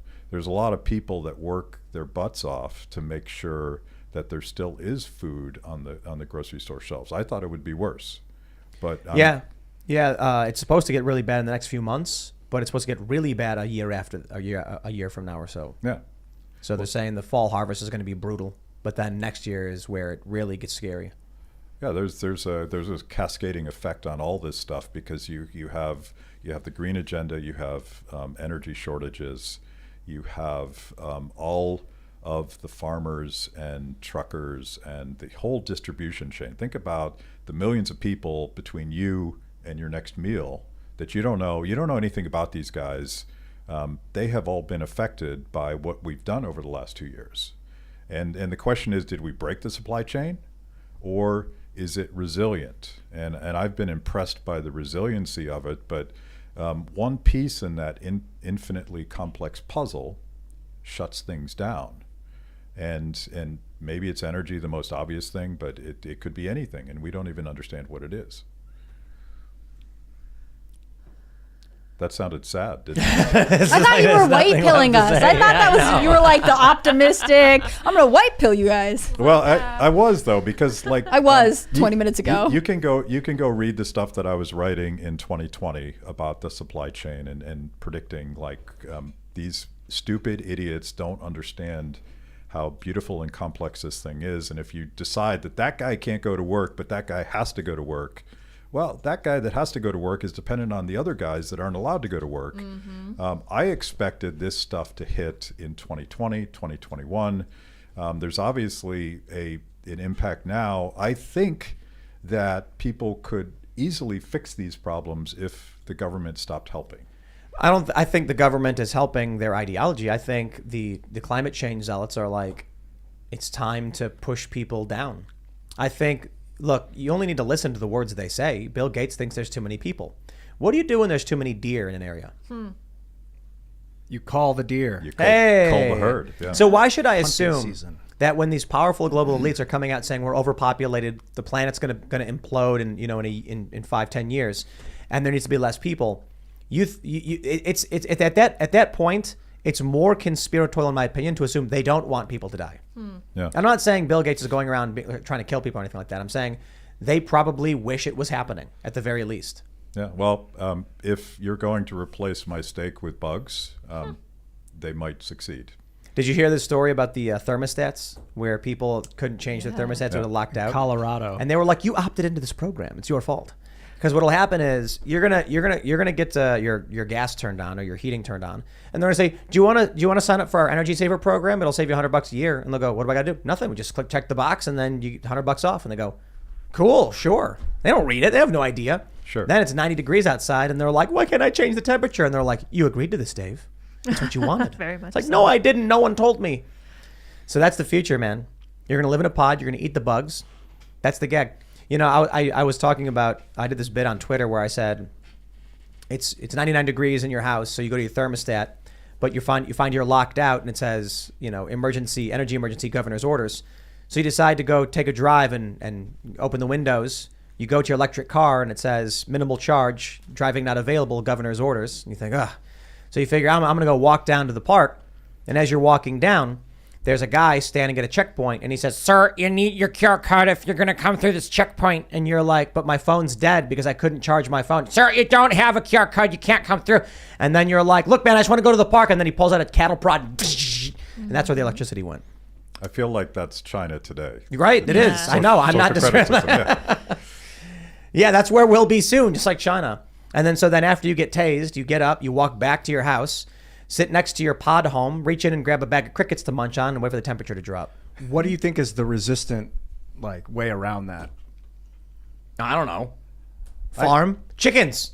See, I don't. Chickens eat crickets. Chickens, you eat chickens. You There know you what I go. mean? Yeah, That's what I'm talking about. It's all about chickens. That's isn't true. it? Everything goes Also- back Yeah. to chickens. Well, goats. True. You know, goats are pretty cool. Goats are good people. They're good to You know, eat too, yeah. cows are all right. Cows are chill, and you know, and cows. It's only a couple of years, so you can eat the whole thing. You know what I mean? So you just gotta keep making more of them. They eat grass. There's a lot of grass everywhere. You know. In fact, we got so much grass, we got to pay a guy to take it from us. We like when you have big acreage, the farmers come and just take it all for you. They bale it all up, and they're like, "It's a couple $100 for us. We need it. Cows eat it." And they just take it, and you know, how about we just get some goats? And then the goats eat the grass, and the goats give us more goats, and we eat the goats. There you go. Or the chickens. Yeah, goats also give you milk, Yep, which yep. I remember milking when I was growing up. I wanted to say they've been pushing this energy plan in Maryland for a while now, for over a year. And I think that people are going for it because it's going to save them money. And times are so hard, they're literally taking out loans so they can get groceries. It makes perfect sense to me. You guys ever see that bit? I can't remember who did it, where he's like a get-rich-quick scheme. And he's like, you put seeds in the dirt, put some water on it, the food just grows right out of the ground. You can sell it. You sell it to people to give you money for it. It just comes right out of the ground. It's like people really don't, like people in cities really don't understand these concepts. Yeah. I mean, some people might be thinking, oh, come on, of course people understand farming. No, dude, Kyle Kalinske was on a plane and he took a picture out the window at a bunch of farms and said, I wonder why it looks like that. And people were like, bro, dude, come on. What is that circle? Is that an alien thing? Yeah. Whereas he's having like Like, this you're really looking insightful, at- like, did you guys ever notice this? So weird. I You're think looking at farms, dude. That's where our food comes from. the article that we were looking at before referenced buy now, pay later services, and I'm thinking of like Afterpay. And I think that comes into, you know, you can pay $40 for the shirt, or you can make 4 payments of $10 for the shirt. And I think some of that comes into our we don't like to deal with the consequences of our actions mentality that a lot of culture have. You know, there's instant gratification and there's delayed repercussion with that kind of strategy. And I think it makes people divorced from the reality of the impact they're having on their own personal finances. Obviously, inflation is a huge deal, but I think we're also trying to find ways to not feel it, and it's creating larger problems down the line. I think it's time to move out to the middle of nowhere. You know, before we moved out to here, West Virginia, we were looking at Montana, but Montana's actually really expensive, like comparably expensive to being. So it's like, you got to find the happy medium where you're close to a city, but far enough away to where it's actually cheaper, but you still have an airport. Looked at Wyoming. I'd rather be up in a big mountain somewhere with a satellite dish, but it's impossible to run a business and fly guests in and things like that. Plus, there's no fuel and food. It's a lot harder to come by. But surprisingly, the property there is comparably expensive. You know, So we're all moving off the grid. I mean. Not Yes, you, aren't we you got- on Capitol Hill? I mean, the Freedomistan we're setting up is going to be off the grid. Yeah. It's on the grid because we're not trying to separate ourselves from the grid for some political point, but we have the capabilities of operating independently with solar, with well water solar systems, and you know, electric cars, electric bikes. We can charge them up with solar power and massive batteries. We're good to go. Yeah. Got to be independent. And then what we have over there, we have like 18 roosters, I think now. Gotta start eating them. Yeah, Chris doesn't want to eat them though. He'd rather let them live and just be free. And I'm like, but then the fox eats them, dude. That's not fair. I want to eat them, you know? But he doesn't want to eat them. It's your Chicago upbringing. You guys aren't ready. I'm ready. These chickens, some of them are dicks. You know, like, we got some chickens that are just mean and nasty. They're food as far as I'm concerned. The ones that are really nice, we'll let them keep laying their eggs and have babies and, live a good, healthy life. But, you can't wait too long till you eat them because then they get nasty. And the roosters are hard to eat anyway. They're rubbery. But you just got to put them in a pressure cooker and cook them overnight, make rooster stew or something like that. Do you have recipes? No, I don't. Would we make a chicken cookbook, though? I feel like that would be a Timcast product. I think it's funny that the chickens that we have in Chicken City are in like a Truman Show, and they have no idea that we eat them, and we're eating their eggs, and they're just oblivious. And it makes me wonder about our life and everything that's going on in the world, because we're being they're treating us like chickens. They're lying to us. I let the chickens do their thing. They wake up and they run around and they eat bugs and eat food, and it's just there. It's a beautiful home. They don't realize that we are in control of their existence. And that's what I feel like these global elites and the World Economic Forum types are doing to us right now.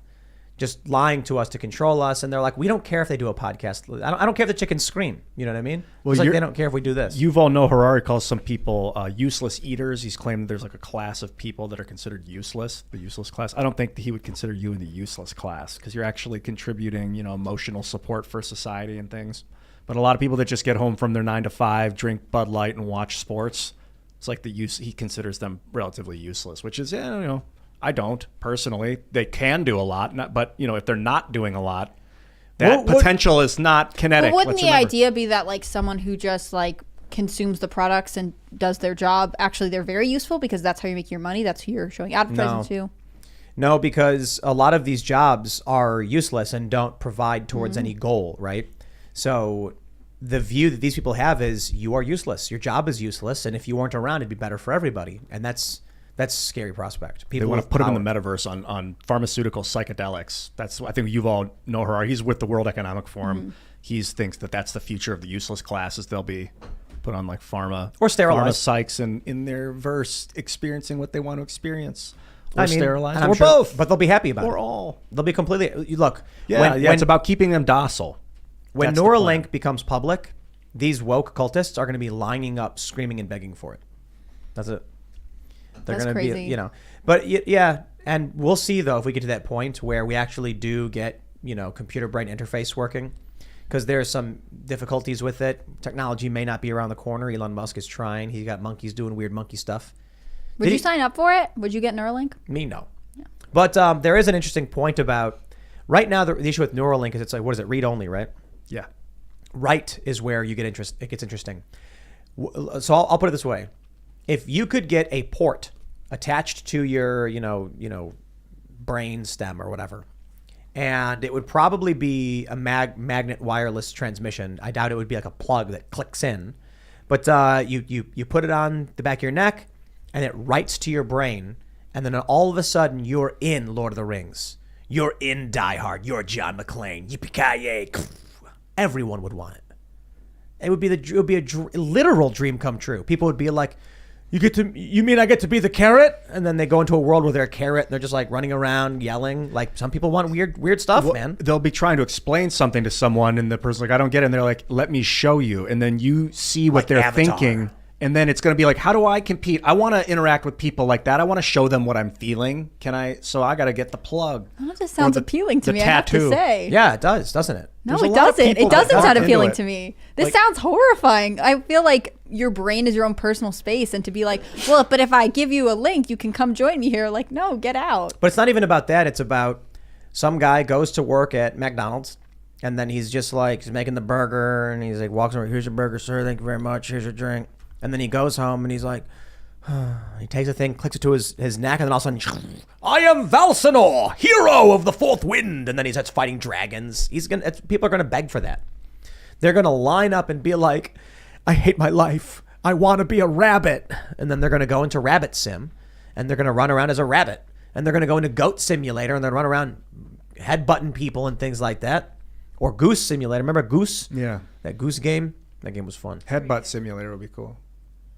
And it's going to be time dilation, so they'll be able to go in for what they perceive as 20 hours, and then when they're done, it's only an hour's gone by. I mean, how would you not want that ability? People are going to go visit loved ones who died. It's going to get dark, but people are going to beg for it. They're going to be like, in this simulated world, we've taken all of your father's Facebook posts, compiled them into an AI, and now you can go and hang out at a cafe for his birthday.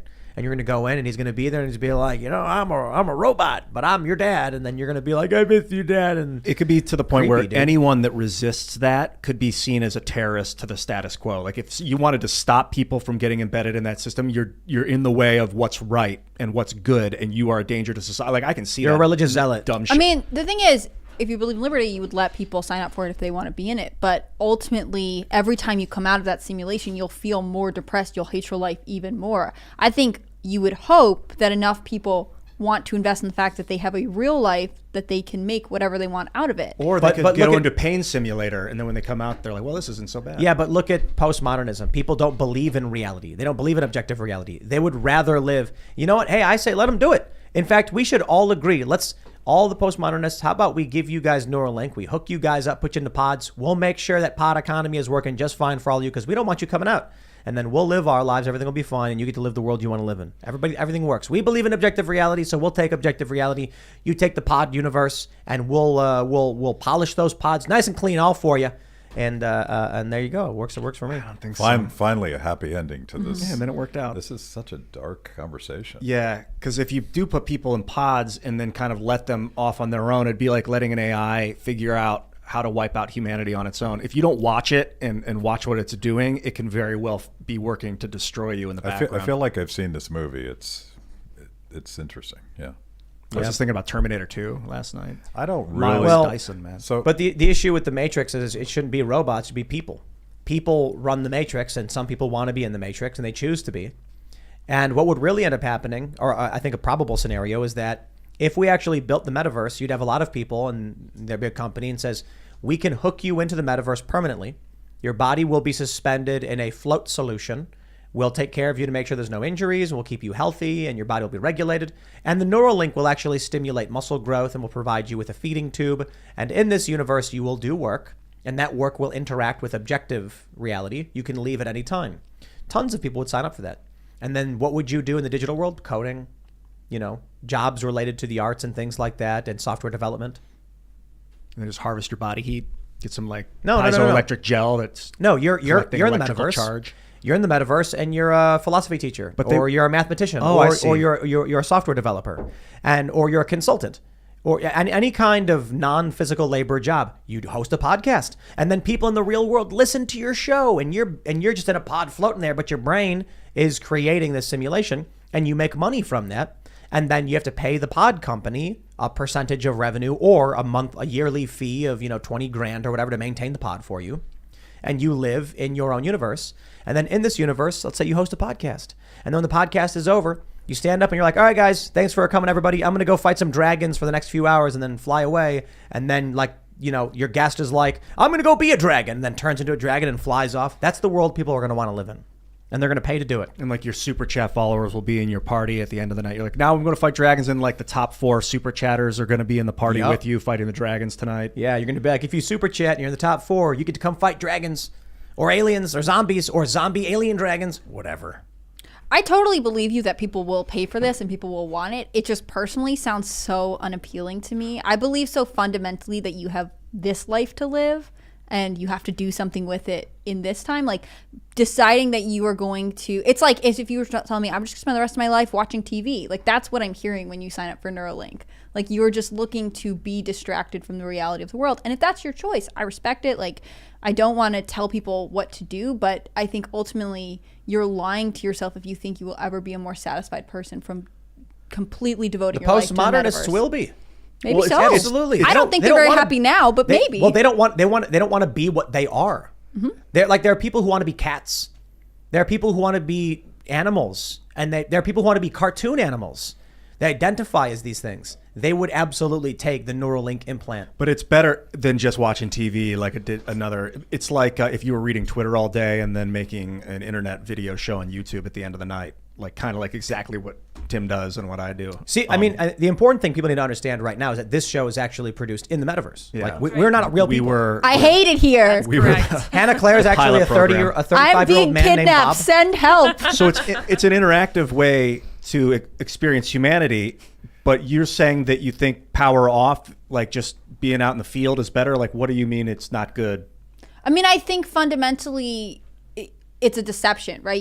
You may feel like you're fighting dragons, you may feel like you have a podcast, and you may have some kind of relationship with someone who also is pretending to be something. It, to me, reminds me of the criticism you get of social media, right? That everyone is putting out a fake front. And that's why we tell people to stop checking Instagram and Twitter all the time, because it's actually bad for your mental health. You know, it'd be really funny though, if like it turned out all of this is one weird metaverse simulation for Hannah Claire, who's actually a 56-year-old morbidly obese man who's like, I just want to be a young blonde woman. Aw. And so like you're sitting here being like, you're all crazy, metaverse is terrible, but like it's actually your simulation. Yeah, I think if I were to wake up and realize that I was in the metaverse and that was true, I would be really miserable, which means I would go back into the metaverse, Yeah. right? And I think that's terrible. Like, I think giving people, you know, we talked about earlier that Facebook intentionally tried to see if they could make people depressed and followed the content they produced afterwards. Like, that is what this is opening the door to, because what is the point of not having you hooked up to the Neuralink? You're going to be on your deathbed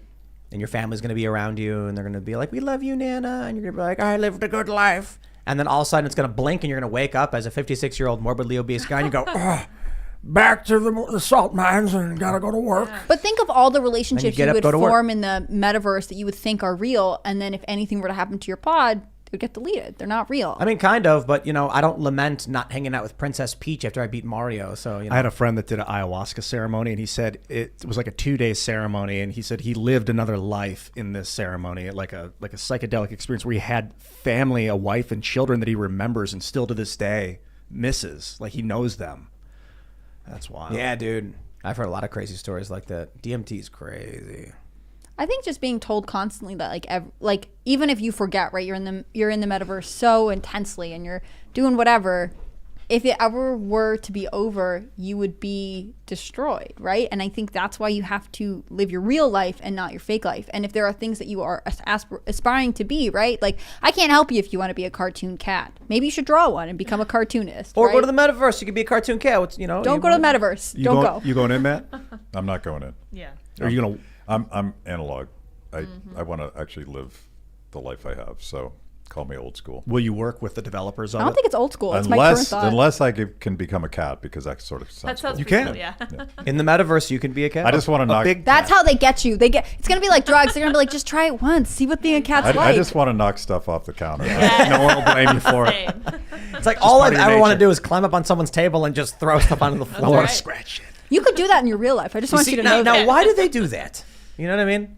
They're dominant. They do this thing where They're they go to a bored. door and then yell at you, and you open the door and they turn around and walk away. Like, they just want the door It's open? power. Is that what it Power is? play. Power. It's because cats are libertarians. Oh, yeah.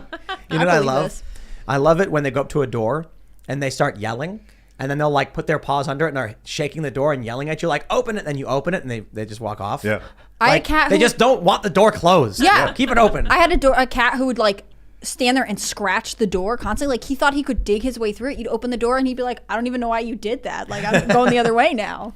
So Bocus downstairs in the pantry, he's always screaming like to open the door, and you do, and he immediately runs to these loose kibbles that are on the ground because he's a weirdo, and he's tricking you. It's a trick, because as soon as you walk away, he jumps into the box of bacon. That's right. I've seen him do that. And then he starts tearing the bacon open that and animal. eating all the He's bacon. an animal. Yeah, it's true. And then when I caught him doing it, I picked him up and he was Genius. yelling. He was like, Genius. and he yelled at me. He was pissed. Yeah. One time it was really funny. He was trying to go in the garage and I kept blocking his path. And then he got really mad and just went like this with his hand real slow and then whacked me one time on the leg. And then I was like, what are you doing? And then he just walked away. I went up behind him. He was looking out the window, and I kind of roughly petted him on his sides, and he turned around and swiped at my face with full claw. Jeez. Yes. Just got the hair, but he was letting me know I'm faster than you, sharper than you. Just don't mess with me, Just bro. a shot across the bow. Yeah. Yeah. And I've never touched him that way You're again. not, yeah, We you're have a only much supposed better to like relationship go now. with the flow of their Yeah. fur. They don't like Fridays a are the best. Watch their This is the tails. important news. Yeah, it's Yeah. very important. If yeah. they start flipping their tails, Everybody, you gotta lay off. everybody can relate. to, So, you know. Yeah, my cats are Kitty business. hardcore objectivists. They, Oh, yeah? Rourke, Ragnar, and Reardon. Nice. and they absolutely believe that they are superior. Of course. And frankly, they are. What's the hierarchy like over at the Kibbe household? They own everything, and they eat better than we do. Like when we're eating crickets, they're still going to be eating the good beef, because that's the way it is. And by the way, like the other half of this story, and this will upset some people listening, dogs are actually communists. I don't know if you've noticed this. For sure. Yeah, dogs are communists. Always looking sure. for a handout, always right. looking for like secondhand affirmation, like a pat on the head. My cats don't do that stuff. Yeah, cats are libertarian. Do you think that a pet dog, if faced with a pack of dogs that wanted him to join, would look at you in the eye and be like, "Sorry, bro, I'm going with I'm a communist at heart." 100%. Yeah. Don't trust them. Yeah. Don't trust I them. want to love dogs. I They think- look like psychopaths when I look into their eyes. I think that's one of the reasons it's No, so dogs are all right. it's so nice when a cat likes you because like You they earned don't that. have to. Whereas Yeah. dogs, like they think you're in this together, and cats are like, I'm choosing this relationship with you. You are Yeah. lucky to have my when tolerance. a cat gives you a little bit of love, it's a boost to your self-esteem. Yeah. Finally, I matter. yeah, dogs are clingy, but I like dogs. Dogs, I like we dogs like- because they're loyal. They're like Yeah. loyal soldiers, you know. They're like there them a for lot. you. And like Bingo. you're not going to get your cat to do like you can never train a cat to do anything. They train you. Can't even get Bocus use a litter box. He's pissing on the floor. There's a theory that dickhead. cats domesticated humans back in the day. Oh, That's how okay. it all happened. It happened Heard kind of that, yeah. synergistically, but a big part of it was cats Well, one of teaching the people things- how to chill. Cats are an invasive species that we tolerated. Yeah, they're great. One of the 'Cause they things I've ate heard mice. is like cats. That's not true. That is incorrect. They didn't meow. They started doing that to talk to humans. Right. Like that they don't do this in the wild and they do it for your benefit, Yeah. which I So, think is hilarious. Dogs So were cute. domesticated by humans and wolves slowly being pushed together for mutual benefit. Cats just hang out and people laugh because they're funny, and cats don't bother us. That's why they're technically domesticated in that sense, but you can train them, but they're not really trainable because we did not. Like livestock, beasts of burden, all trained. Horses trained. Cats, sometimes people will train a cat because you can, but for the most part they don't. You can do some kind of training with them, but for the most part, because cats came into human existence by like jumping through our windows and then we laughed about it. Not because they ate mice. Terriers were bred for hunting mice and rat rats. terriers. Is there any way to get a male cat to stop peeing? Yes. How? Diapers. We have diapers for him. He they're can't like downstairs. that though. That must drive him nuts. He walks all funny, but if he's gonna piss on the floor, give him a diaper. and they make like Teach 'em a lesson. those sprays that are supposed to like tell your cat not to pee there and stuff like that. Yeah, but he's Cat urine, you like have to soak the. I don't know why I'm giving this advice out on podcast. But anyways, I had a really great cat. He died just about a year ago, and I was obsessed with him. But he went whenever I like moved or something. He had a really hard time adjusting with pee places, and you have to clean with apple cider vinegar because it's the smell is so intense. They can go back to exactly the same spot. We're going to go to Super Chats. If you haven't already, would you kindly smash that like button? Subscribe to this channel. Share the show with your friends. Head over to timcast.com. Become a member. We've got a bunch of awesome shows up there. Check out all the Timcast Uncensored. Robert Davi last night talking about all these crazy stories in Hollywood. It was really, really fun how he met Pablo Escobar. That's crazy. Because he was a Bond villain. And I guess Escobar like saw himself in this Bond villain and was like, why don't you come and, and it's a crazy story. It's legit. You got a bag of emeralds or whatever. Check that out. Let's read some Super Chats. Waffle Sensei says, Facebook took down my image of the email between Facebook and the White House. They said it violated their community standards under the subsection of terrorism. Dark Brandon hath risen. Yup. David Ruck says, Biden said Trump and extreme MAGA Republicans are a clear and present danger to democracy. Look up the clear and present danger rule to see how they'll start arresting their political enemies. I think so. I do. Free Men Die Free says, now more than ever, it is important to amplify voices like Ron Paul. Make it happen, Tim. Ron Paul on Timcast. Do it. Ron Paul is like top of the list. We gotta get Ron on. How do we get Ron? Dr. Paul. He's in D.C. tomorrow. Oh, is he really? Really? Does he have time? I'll ask around. Yes. That'd be so right. cool. He doesn't travel that much anymore. He's, Yeah. and But it's like You guys have talked about being willing to go to him, though, right? Yeah, but also I think his people said that he would come out here. It's just scheduling, I suppose. But we got to get Ron. We're here big all day. fans. Yeah. let's do it. Yeah, Yeah. that'd be fantastic. We can do a special, special interview with him. If you said tomorrow, right? The memes would be fantastic. Oh, it would be so so good. amazing. You know, I'm a big fan. And we also want to get Rand on the show, too, because yeah. Rand's like one of the only good politicians. You know what I mean? We're big fans of the Pauls here. The Paul family. yeah. Pools. The Pauls. Tim Pool likes the Pauls. The Pauls are good people. Like Logan, like Ron, like all the Pauls. Tim Ferriss says, Joe wandered back around to a dead mic. I think your bingo card won. Can I take credit for that? We have, if walks wrong way. That's true. That's a good point. He did walk the wrong way. He turned around and went back and the mic was dead. Yeah. I win. Oh. What do you win? I won the bingo. I won the bingo from yesterday. You won the prize? Yeah, he started late. He walked the wrong way. I got a free space. He said soul of the nation and he said Trump. There you go. That was easy. That was was easy. pretty easy. At the end of Yeah. the night, he started to walk to the left. I thought, but then he was just saluting guys. So I thought, But he oh, turned okay. around, then stopped, turned back around, and that's the wrong way. Jill kissed him. That was nice. But he looked like he was like, oh, there's all these people watching. And then, I'm just surprised he said made it something through I am that too, the length yeah. of that speech. To be honest, yeah, it was actually more cogent. He was more cogent than It what was I'm used such to. a rough start. I'm like, oh, this is going to be rough. But Short. he actually he hammered his way through it. Like in terms of his delivery skills, it was pretty reasonable. All right, Grofty says spin the UFO. Okay. Oh, yeah. Get ready for Fuck, this. Grofty. where did this come from? The UFO. Yeah, I saw an ancient ad for it on technology. Instagram, and then I bought it. Spinning. And then we had desktop cleaner one day, and I made an Instagram video spinning it. nice. And then it became a meme. Shout out to Adam Krigler for all the UFOs out there. All the Aaron spins. Bacon says Twitter deleting accounts which negative to Biden. Is that true? Is that No. post negative content? I don't know. Kevin Brady says CNN didn't change it for optics. I super chatted yesterday about the tint balance being green, and they needed a magenta shift. I'll tag Ian on Twitter now in my post. Still bad optic choice. Maybe, but it's stupid and weird to do.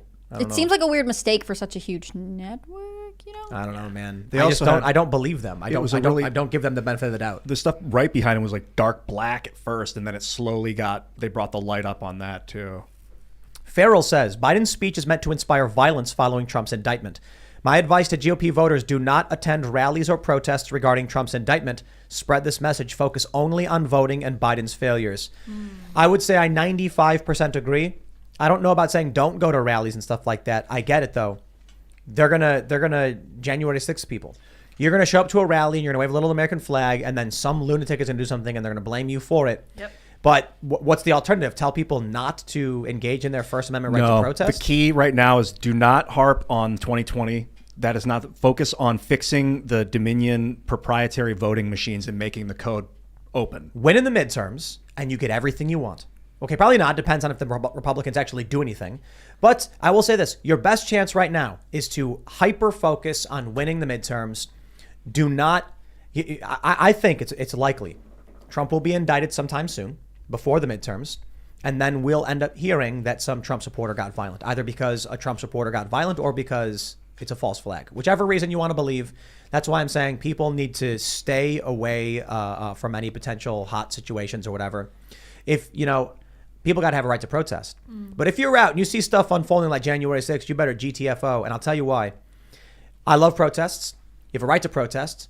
But this is right now the closing stretch of the midterms to get some hearings, to get some investigations, to get something done. And there are traps and minefields all around you. Strategy is extremely important. Win the midterms. This is desperation on Biden's part. They're going to try and stop you. They want you to make a mistake. They're waiting for it. They need you to make a mistake. Don't make those mistakes, man. Don't give them what they need. All right. All Alpha Zero Beta says Joe says he's defending democracy, but I don't think the Green Party of North Carolina could agree less. Democrats love democracy as long as it's two parties, not three. Yeah. What about the Libertarian Party? They don't like them either, right? No, they don't like us. Well, the Republicans don't like us that much either. It depends which way the shift is. The shift is. I love the assumption that the Libertarians would take votes only from Republicans, because that wasn't true. I don't think in 2016, right? No, I think generally Libertarians have a new community that turns out to vote. I never really bought that Libertarians steal votes from either Republicans or Democrats, and they might be divided between Republicans and Democrats, but they're people that probably wouldn't have showed up. I briefly covered the North Carolina Green Party, or some stuff that's going on, because they had a really hard time getting on the ballot this year, and they said the Libertarian Party was incredibly supportive. Yeah, I like the idea of people having choices. How involved are you with Libertarian Party? I am a libertarian, big L libertarian now, and I show up to their conventions, but I wouldn't say I'm Mises that Caucus? I'm a big fan of the Mises Caucus, and I show up at state party events and speak for them. But I'm waiting for something to happen. I think that libertarians spend way too much time fighting with each other, and we got to get to this idea that not everybody's going to be just as perfect as I am. And this is a libertarian disease where, like, if a guy disagrees with you on one thing, they go bananas. I want to build a big tent libertarianism that is like a fun place to hang out, and we're not there yet. We're not there yet. We're fighting with each other. Pissed Off Patriot says hashtag Pedo Hitler. Huh. Pedo Hitler was trending, like Jeez. 200,000 tweets or something. Man, that picture. Yeah, that's That's crazy. burned in infamy in my mind. They're screwed over that, to be honest. They did not expect that. I really don't think so. And it is going to be used forever. Yeah, forever. And it's going to freak people out. They're going to look at that, and that's what matters, feelings. They're going to see that image, and it's a creepy image of Biden looking despotic. It's strange because I've heard a lot of descriptions like, oh, it was a patriotic presentation. You know, be like, so this is patriotism done by people who don't like patriotism. Well, yeah, Hitler was patriotic to Germany. His whole thing was a one Germany, bring the German fatherland together. If you're German first, it was all about patriotism. Doesn't mean it's good. Yeah, it's kind of funny. Like you could cut and paste the speech, and part of it would have sounded like something that Ron Paul would say, or some sort of Tea Party guy, talking about liberty and the Constitution and all that stuff. And it was almost like a caricature of someone that had no idea what those words meant, and we're going to paste them all together, and then we're going to divide the country. Seth Hauser says the FBI can easily stage a fake MAGA Trump attack on the Capitol or whatever. You think they will not do it? They've done it before. Well, we saw what happened with the Whitmer thing. Yeah. It was like 12 FBI agents and like 4 guys who were just like, I don't know, I guess, whatever. Aha, you're under arrest. Good job, guys. Derek Jones says, Tim, the right is missing something. The imagery was deliberately chosen. It was in part to provoke the right to act irrationally and violently just before an election. It's no secret voters don't like the erratic and violent. Then maybe they knew they were going to make Biden look like a lunatic, and it was on purpose because they want MAGA people to be like, oh, it's happening, and freak out. Yeah, I think it's a credible theory. I think everybody incitement. needs to tell everyone else to stay calm.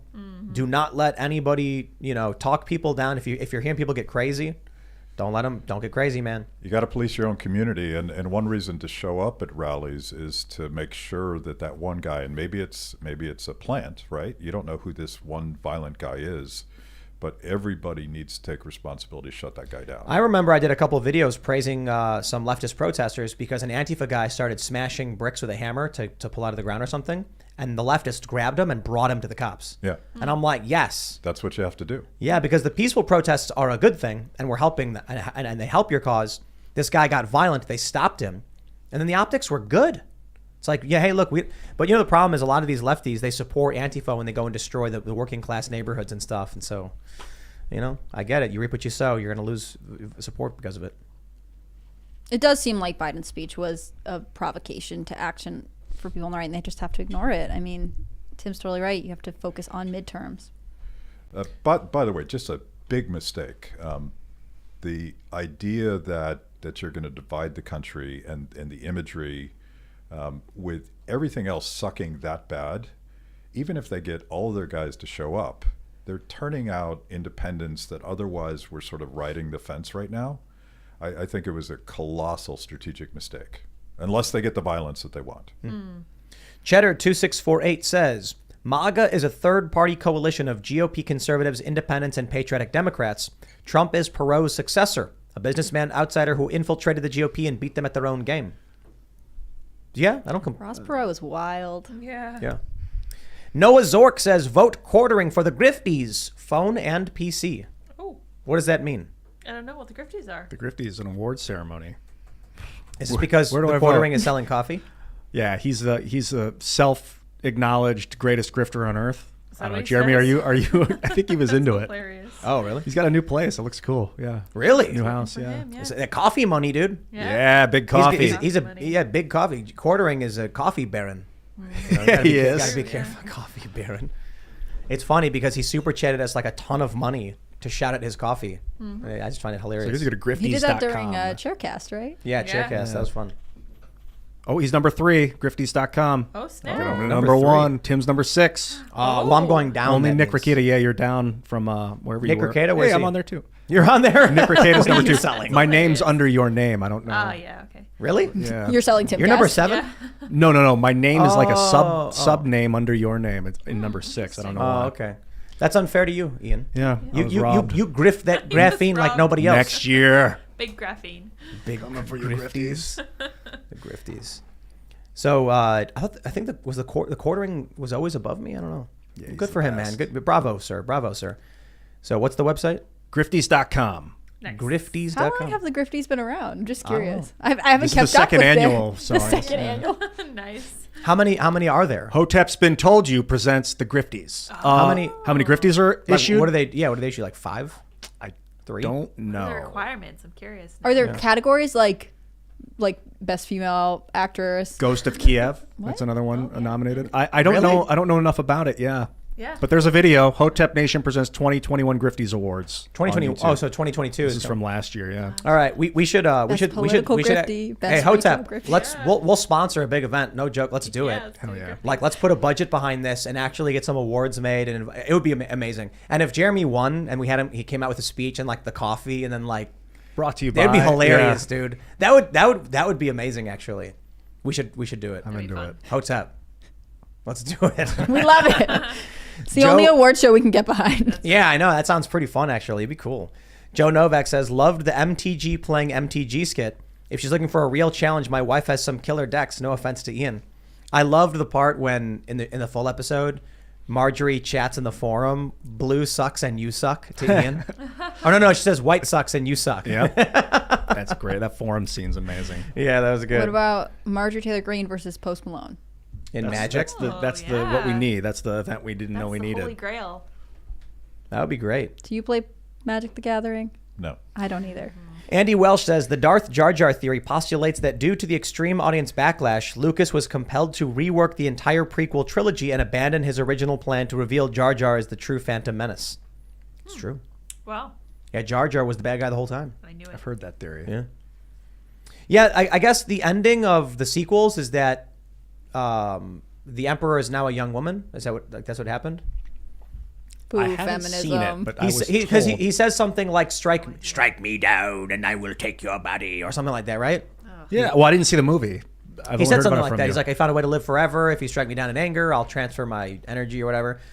And then she does. And so I was like, so is she, like, the Emperor is her now? Like, he took her body over? That's weird.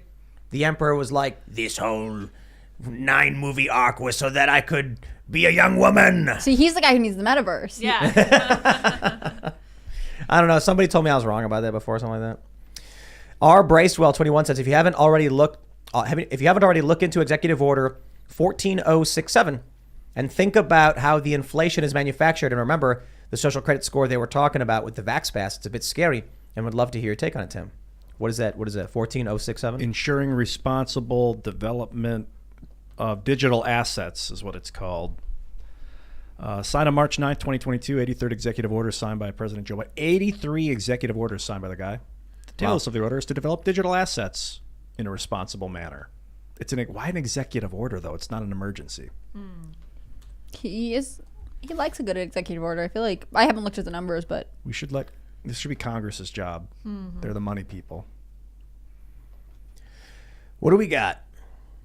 Ugly Swan says, not my line, but it's good. Our task is to look at the structure of why we are failing as human beings. And I say all of us. And if you don't have faith in the people, what do you have faith in? Chickens. Chickens. Chickens will save us. Chickens and Bitcoin. Yeah, we have a frizzle chicken. You know, their feathers are curled. And it's laying blue eggs. It's a white chicken with frizzle feathers laying blue eggs. How about that? you'd miss that if you were in the metaverse. That's right. And then what happens is if you frizzle babies, you have to breed them with non-frizzle chickens, because if you breed 2 frizzles, you get a frazzle, and their feathers disintegrate, and then they're just naked chickens. So what happens is you do a frizzle and I guess normal farm chicken, and then half of them will be frizzled when they get older. What do you think about faith in humanity? What do you mean? Do you have it?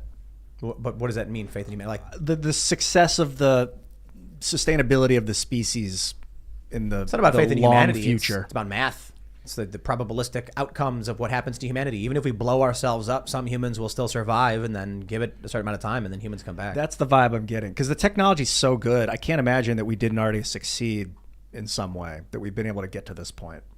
Shell Beach says chickens are Tim's graphene. Yes, it's true.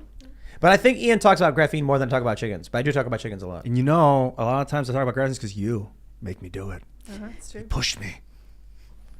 Graphene is a hexagonal. I'm just kidding, by the way. We got should look into it. some Jersey Giants. I want to get a picture downstairs. of graphene behind Babies. me on the wall. I'm going to do that later. Picture of graphene. We got Jersey Giants. They're the biggest chicken breed, and there's 4 babies in the incubator right now. Yeah. They're scared. Have you noticed that? They're, Oh, yeah, they're yeah. little jumpy. Well, they're store bought, so I want a frizzle Jersey Giant crossover. So we have really huge chicken with Frizzles. like the curly the feathers. And then what we do is, once we get that, we breed it with the Silkies, and they're called sizzles. Sizzles. Yeah, they have curly, very soft, fluffy Aw. feathers. Yeah, and they're massive. Yeah, super big. And then we're gonna start having the biggest breed with each other, and eventually we'll have like 5-foot tall chickens we can That'll be ride. good. Yeah, that'll be great. Looking That's forward the to plan, it. man. No, you'll never really be able to, I'm pretty sure. But there's the biggest rooster is a Brahma. He was 3.5 feet tall or something like that. Crazy video. Massive thing. I don't even know how that thing would reproduce. It would crush whatever it stood on. Yeah. Yikes. Yeah, I don't know. I'm stuck big. thinking about 5-foot chickens. I'll be Yeah. honest, I'm stuck on that. Yeah. I feel like this is our next project. Yeah, for Yeah, sure. in our dystopian future, when there is no energy, we will be riding chickens to El Salvador. Yeah, that'll be fun. Yeah. Or in El Salvador. Yeah. Because they've adopted Bitcoin as their national currency. When the system collapses, they'll be the wealthiest nation on the planet. It'll be like, the new shining city on the hill or whatever. All right. Random user says, Lydia, let Tim know that Max Kaiser is looking to start an English international news station in El Salvador with government help up his alley. Interesting. Very Well, we know Max. Max is awesome. We're good friends with Max. Tell Tim yourself. Man, I've known Max for a long time. We've hung out in some really fun times in France, and we've had him on the show. I think was it just one time or what? Twice. Twice? Yeah, twice. Yeah, we I got to thought, have them yeah. back. I think so. Max and Stacy are amazing. Yeah. Big fans. David C. Kronk Sr. says, if Ian can see ghosts, he can be a happy medium. Oh. I've seen infrared light. One time I woke up out of a deep sleep and I saw it going in. It looked like it was going into my phone, but that's just because my perception was warped and I lost perception of it. But yeah, you can visualize, you can perceive infrared light, which may be ghostic. Anthony says, we eat our roosters. We use them as roasters. Same taste as hens. I guess if you eat them young enough, they're food. They're better. Everyone just hold out for the Timcast official chicken cookbook. That's right. It's going to be good. I don't know. Chicken pot pie. How to serve chicken. It's How to really serve it's chicken, it's yeah. really nuts when you go order wings at like a restaurant, and it's like you order 6 wings. That's 3 chickens. Well, I guess technically if you get flats and drums, then it's like 1.5 chickens, but still crazy. It's a lot.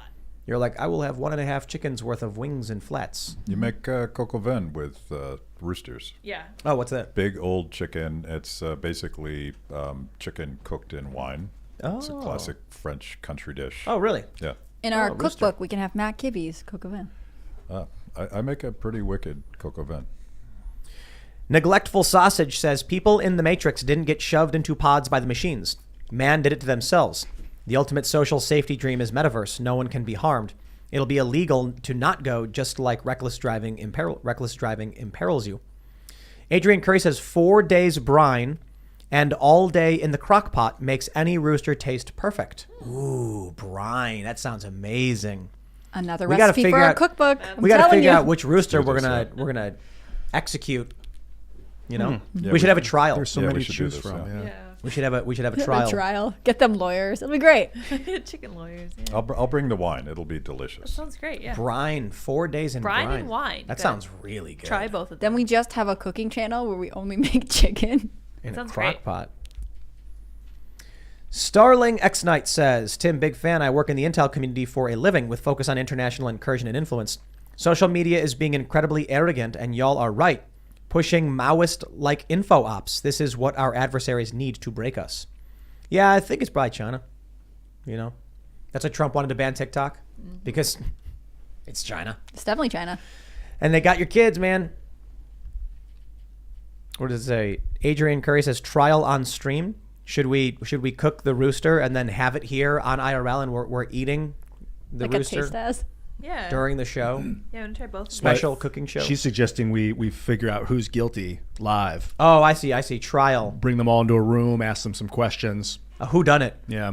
Which Because one? one of them's guilty. So we were talking about this because we have one Barred Rock rooster, they like a zebra stripe looking one, like white and black, named Dorothy. All the boys want her. I don't know why, because I don't understand chicken. You know what I mean? I just look at chickens; they look the same to me. She's extremely Now, beautiful. Yeah. Yeah. Dorothy and Vanessa She's hot. Yeah. are both. Well, I'm assuming that's what it is, right? Yeah. Dorothy and Vanessa both are barred Plymouth. Vanessa's got like an angry brow. She walks around, and all her sons do too. That's crazy.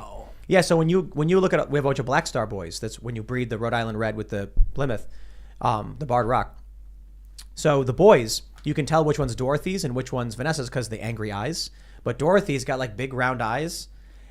We had to lock her up because she was getting hurt. And then one day she accidentally got out, and immediately the boys ran over and just like were like, they wanted her, man. You know, and it's just, She's got those No idea, chicken man. pheromones. Yeah. I don't know, man. Those Maybe doe eyes. maybe the roosters were like, yo, look at her butt feathers, dude. Maybe we should have a chicken beauty pageant, and then she Yes. can hand down the crown, and then they'll all know who to be attracted to next. Yeah. We had to separate her from the boys because they were injuring her. Protective custody. crazy. Yeah. Isn't that Wild. good? She's got a lot of kids though. Yep. No kidding. Yeah, they're huge too. Vanessa's sons are nasty. They're massive and they're really angry and mean. That's why I'm like, I want to eat them. You know, they're food now. Arrogant little pricks. All right, let's grab a couple more super chats.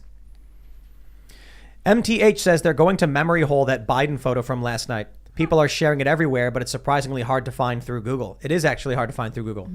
You search for a bunch of terms and they give you similar ones, but they're different. It's Download amazing. and save it now, then put it on your family Christmas card. There you We go. got it all on Instagram, unless Yep. they ban it, I Joe guess. Rogan's got it on Instagram. This is my point. Like Google's banning it, but it's everywhere. Yeah. Like, Right. They're trying to stop it, but they can't. Matthew says, Tim, look at the NCLA Discovery. Pretty sad. What is that? I I don't have know. no idea. The Master Nader says, does Tim root against Peter Griffin when he fights the giant chicken? No, I think they're both responsible. Murph's Kick says, Tim, let me make Roberto Jr. some Jordans. Seriously, check my IG, brother. Okay. You're going to make Jordans for our rooster? That sounds amazing. Okay. Awesome. Sounds good. My friends, if you haven't already, would you kindly smash that like button, subscribe to this channel, share the show with your friends, become a member at timcast.com to support our work, and you got to check out the Cast Castle show. New episodes Tuesday at 7. We had Marjorie Taylor Greene playing Magic the Gathering, and it's a really funny episode. And then we've got a 4-part series coming out starting next week. This is going to be what does that make it out to, like an hour long total? No, it's going to be like an hour and 20 minutes, the whole arc when it's done. And there's going to be multiple cameos in it, and it's going to be it's really funny and spicy. I'll just put it that way. So check it out. Also, don't forget, check out Tales from the Inverted World. Episode 10 just came out. If you're into true crime mysteries and stuff like that, check that out. You can follow the show at Timcast IRL. You can follow me at Timcast. Matt, do you want to shout anything out? Yeah, just follow Free the People at freethepeople.org, or check out me and check out my show, Kibbe on Liberty, on Blaze TV. I'm Hannah Claire Brimlow. I'm a writer for timcast.com. You should go there every day, click on the read tab, and see what me and my other journalist colleagues are up to. You can find me on Instagram at hannahclaire.b. And if you have any suggestions for what I should say in my intro, I guess to make it longer, let me know. You guys follow me anywhere on Ian Crossland on social media, and check out the Cast Castle. If you want to see what happened, I was actually in that movie with Marjorie Taylor Greene. It was spectacular, and I'm looking forward to doing more, perhaps with Marjorie again in the future, perhaps with other great actors that come on and show their stuff. Great to be there. Great to see you. See you next week. Thank you guys all very much for tuning in on this Friday evening. Hopefully you were all chilling hard while we were talking. You guys can follow me on Twitter and Minds.com as Sour Patch Lids, as well as sourpatchlids.me. I think I'll shout this out. I think it's fine to shout out. We have 2 guest cameos. I think just 2, maybe 3 actually in the next episode. We might have 3. Yeah. Awesome. Robert Davi. Spectacular. It's an amazing cameo. It's going to be brilliant. So check it out Tuesday at 7 p.m. Thanks for hanging out, and we'll see you all next time. Bye, guys.